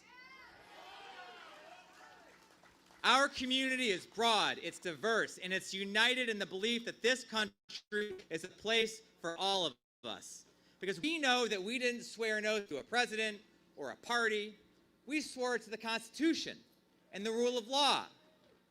And we know that the idea of citizenship means showing up for one another and defending the rights of others as fiercely as we claim our own. And that's the kind of service that we need now. Because as veterans, we know that national service isn't just found on the battlefield. It's found in classrooms and town halls, and neighborhood meetings and nonprofit offices in every act that moves this country closer to the ideals it was founded on. So if you're wondering, this rally is not the end. It's the start of something new. And when we leave this place, we're going to put you all to work. We're going to put you to work to defending our democracy and the promises that America made to us as veterans. Yes, promises like benefits and health care, but also promises like free and fair elections. Promises like due process under the law. The promise of living in a country without fear of retribution because of what you say or who you are. So we are going to mobilize veteran organizations at every level to defend our democracy and our communities. So if you are a local organization who wants to be connected with veterans, join us. If you are a veteran who wants to be part of a national movement that supports American ideals, join us. And if you're a community member who's never wore the uniform, but still believes in service and wants to stand alongside us, then join us. In the coming days, we're going to be putting out the call to grow this coalition, and we'll be ready to put your experience, your leadership, and your voice to work where it's needed most, right back in the heart of your own communities.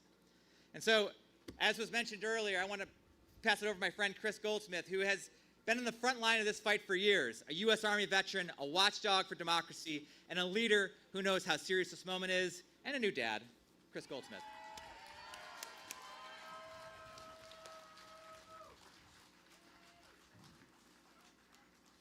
Memorial Day 2005, I was in Iraq. I was 19 years old. I was 14 days off of exhuming a mass grave and photographing it. Memorial Day 2007, I had been stop-lost.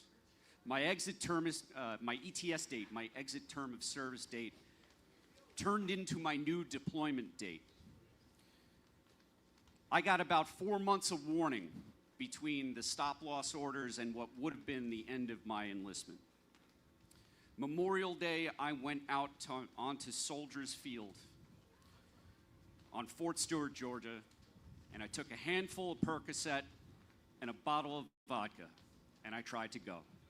They plant a tree in that field for every one of my brothers and sisters who've fallen from the 3rd Infantry Division. For that crime, I was kicked out of the Army with a less than honorable discharge, a general discharge. They stripped of me my GI Bill. I exited the Army into the Great Recession and was completely unemployable for years. It was the VA that helped put me back together. Now, it was a long and hard 5 years where I was in crisis. But it didn't matter if I showed up without an appointment. If I went to my VA and I said I needed to talk to somebody, my doctor would skip his lunch and make sure that he saw me right then and there. Because of the Department of Veterans Affairs and their healthcare system and the flexibility that my VA doctors had, even when the VA was not doing so great in 2008, 2009. It was underfunded, it was understaffed. Iraq and Afghanistan veterans were just getting out. Vietnam veterans were aging. World War II veterans were still filling the hospitals. The people who worked at the VA genuinely cared about my existence. And that is why, on Memorial Day of 2025, Sylvie Faye Goldsmith was born.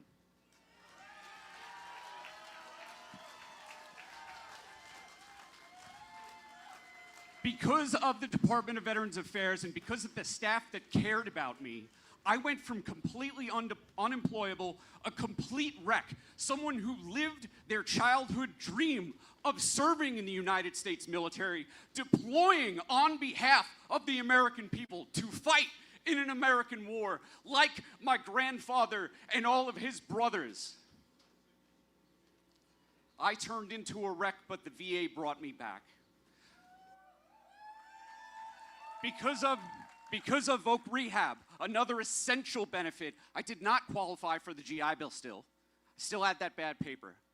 Voc Rehab sent me to school. I started off at community college with no confidence and a complete fear of failure. I ended up going to Columbia University, graduating with honors,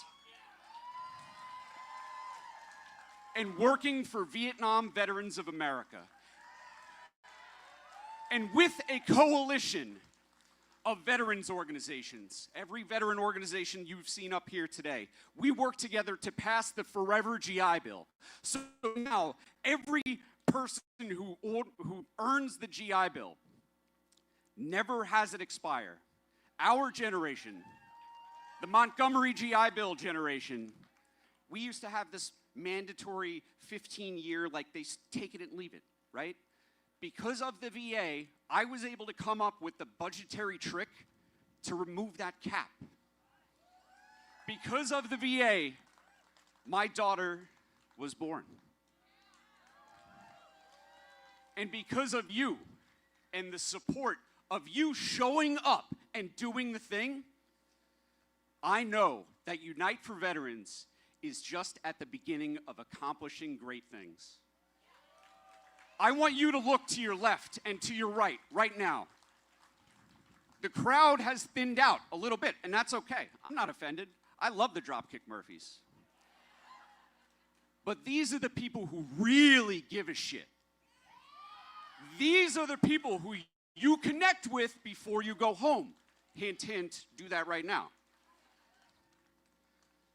We cannot wait for somebody to save us. Nobody's coming. Our generation does not have a Smedley Butler. It is you. It is us. We will save the VA.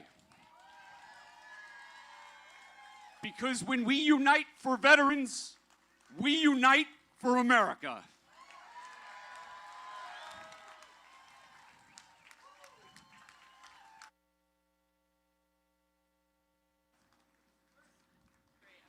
Okay, Rally family, how are we feeling?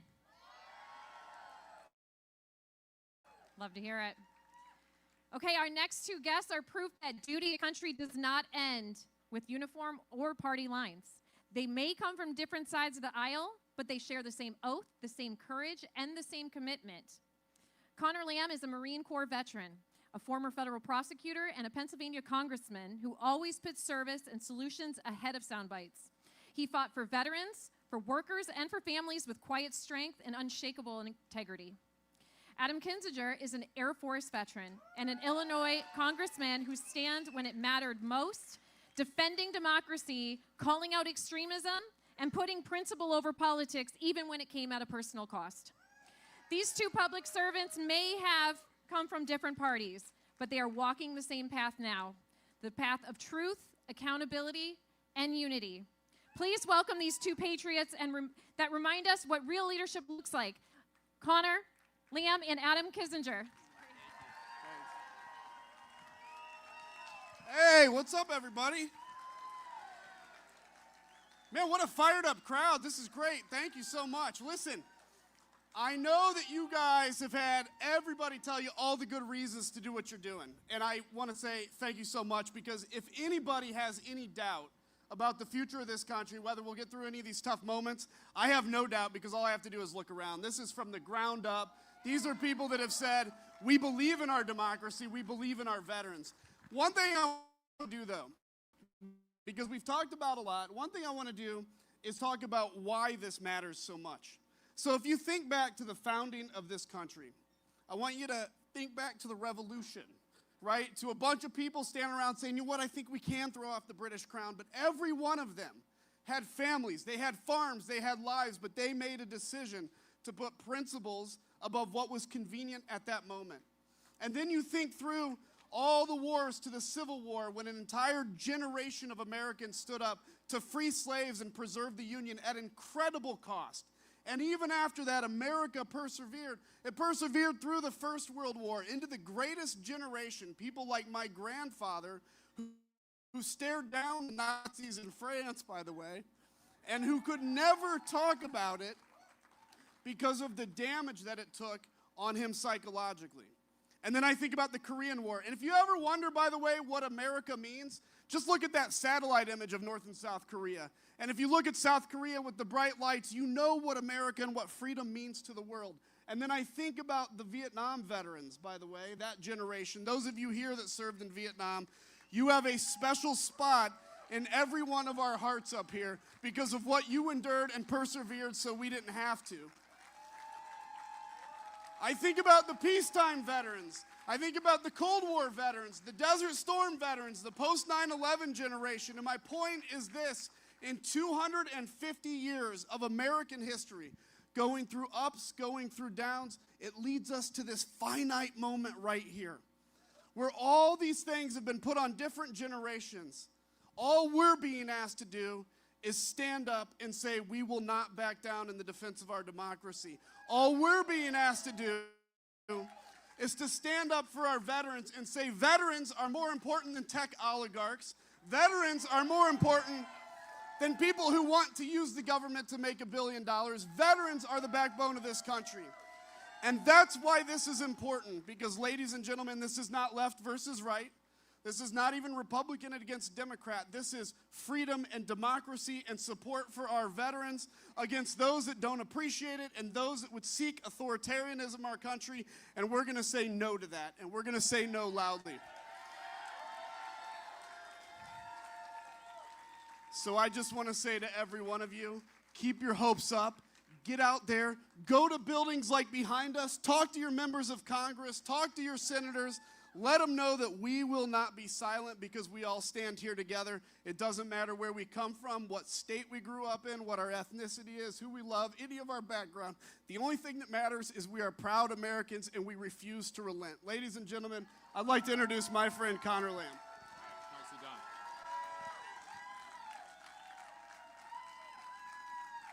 Thank you all for being here. I can tell we're not going to have any problems with this crowd. I will say, in my experience, sometimes it's a little hard to get veterans to speak up on their own behalf, isn't it? Because your service taught you that it's not about you. It was about putting the country first. And that wasn't always easy, was it? You followed orders you maybe didn't want to follow sometimes. You looked out for the person to your right and to your left, even when you didn't like that person. You went out in the heat, in the cold, in the rain. I'm told they even do that in the Air Force, actually, right? You did all those things because you knew the country needed something done. But we have come to a time when people who work down there and people who work in the Oval Office, who never served a day in their lives, are throwing out people who served their entire careers. And that service is supposed to be bigger than politics. It is. It's not supposed to be red or blue. But when politicians attack veterans and the people who take care of veterans at the VA, we have to enter the arena. We have to be the ones to speak up about why we served. Was it for a good government job? No. It was about the mission, wasn't it? It was about the country. This attack on our veterans and their jobs and the people who take care of them is an attack on every single one of us, because it's an attack on what we believe. See, Elon Musk, he came to this town,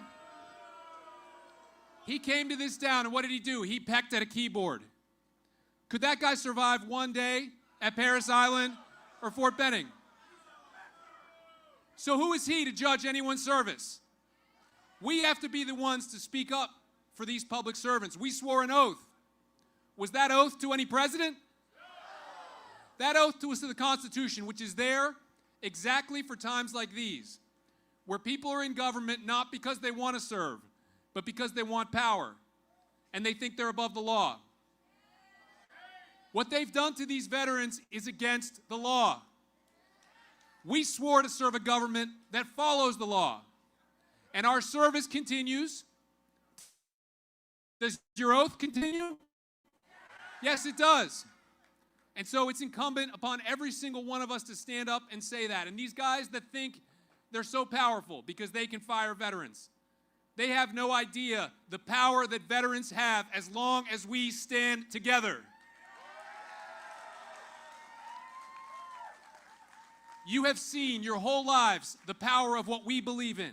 You've seen how the military brings out the best in people, how real leaders build people up and teach them to leave no one behind, how real leaders set an example of things like honor and courage and commitment, things that are hard to find in the government these days. Hard to find when they rip up union contracts and they break promises to our veterans while they're getting rich. And the corruption, the dishonesty, they want you to think that's just how it works now. That's how things are. You tell me, are we going to accept that? This is a democracy last time I checked. So Adam and I want them to hear what you really think. We want them to hear you all the way at the Capitol. We want them to hear you in the Oval Office. And we want to send a message that's not red or blue, that's not Republican or Democrat, and it's bigger than whoever controls the Congress or whoever controls the Oval Office. So you tell me, should all those veterans that have been fired from the federal workforce get their jobs back so they can keep serving the country?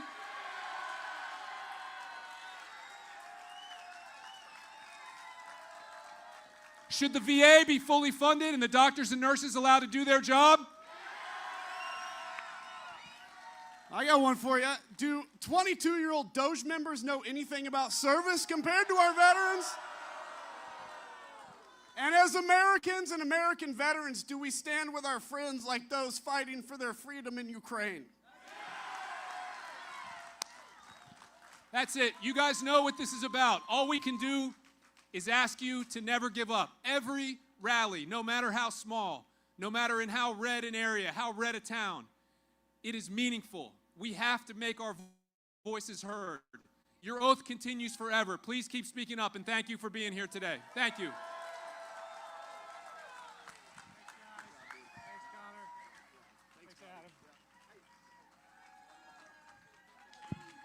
One more time for Connor and Adam.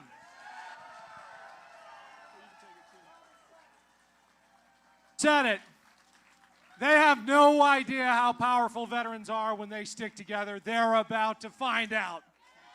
Fred, come on out. Talk about veterans sticking together. I've known this guy for forever, 15 years, back when the veterans movement really started to get steam. Fred has been there from the beginning, one of the most tireless advocates for veterans. After a career in the U.S. Army flying Black Hawks, any SH-60 crews out here? A few, all right. Harvard, West Point, he's got the pedigree, but he's also got the heart. This guy has fought since his entire career in the Army, and since then he's now the host of On Democracy with F.P. Wellman on Midas Touch. I see a few Midas Touch signs out there. I'm going to hand it over to Fred, buddy. Bring us home.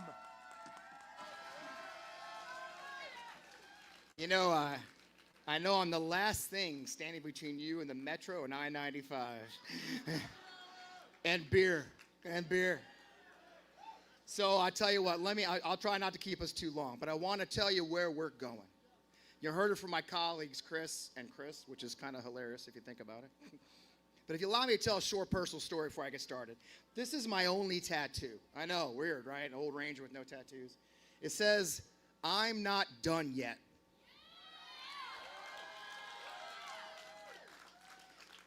It was originally the theme of my Army retirement speech, but if you've ever been one of those that's attending, like, if you've ever been to an Army, like a retirement ceremony in the military, it's like going to a funeral, isn't it? Like everybody's writing a eulogy about this guy and his career, you know, like he's dead. And I was up at midnight finishing my speech because, you know, that's what you do. If you wait to the last minute, it only takes a minute. And so I'm sitting there, I'm like, Jesus Christ, I'm 44 years old, I'm writing my eulogy. So I deleted the whole damn thing, as one does, and I just typed out, well, I'm not done yet. I was 44, I had 22 years in the Army, but I was just getting started with a whole new life after service, as we must do. So I went from there, and for years became my personal affirmation in my head. When I failed, I said, you know what, I'm not done yet. When I screwed things up, I said, you know what, that was bad, but I'm not done yet. When I was despairing, think about ending it all, as I wallowed in my PTSD, I always said to myself, you know, I'm not done yet. I'm not there. Now, you can see it, but if you can't see it probably, but there's no punctuation. Some days it's a period. Some days it's an exclamation point. Some days it's a freaking question mark. I'm not done yet. But God damn it, that's where it is. I got that done in a particularly dark period of my life just to kind of remind me. So while we're ending this rally, we're not done yet. This is the beginning of a long movement. There won't be a resounding victory. I can't promise you we'll be waving flags on a hill. It's going to be a long slog as we fight back to preserve our democracy, preserve our benefits, preserve the Constitution that we swore an oath to defend.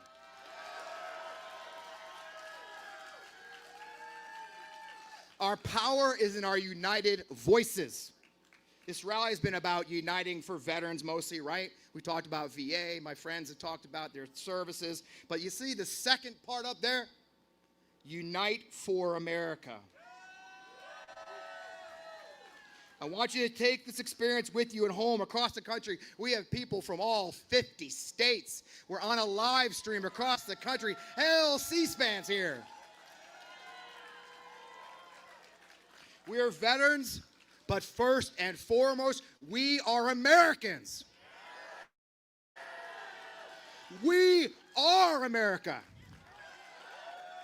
You know, when I served in Iraq, I had 3 tours in Iraq, and each time I worked directly with the Iraqis. And I heard the stories of how Saddam divided them against each other. Sunni hated Shia, Shia hated Sunni, everybody hated the Kurds. Saddam, you know, militias fought militias, different sects of politics fought each other. You all saw it if you served in Iraq, dodging freaking rockets. But you know who sat? The rich men, and Saddam and his family sat on it all, laughing at all of them. Because in the end, they divided them against each other and kept their power for 35 years. Does this sound familiar to anybody?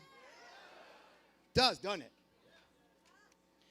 They're trying to pit us against one another. You know, we did this thing, apolitical, right? For a reason.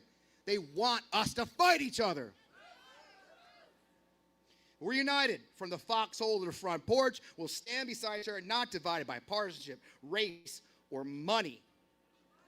Let no one exploit, scapegoat, or abandon our veterans or our fellow Americans. We must stand for everyone on our shores, especially the poor, the sick, the unseen, the different, and yes, the immigrant.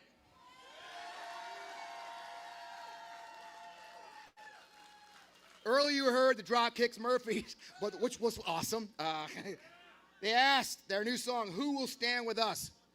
We do. We rise for them. We rally for them. We stand for them. We don't solve our problems with violence. We protest. Here we raise our voices. We return to our corners of America. I want you to use your voices for good. Demand our elected officials serve the same principles that we did. They swore an oath like we did. Across every zip code in America, we embrace service over selfishness, truth over lies, unity over division, and hope over despair.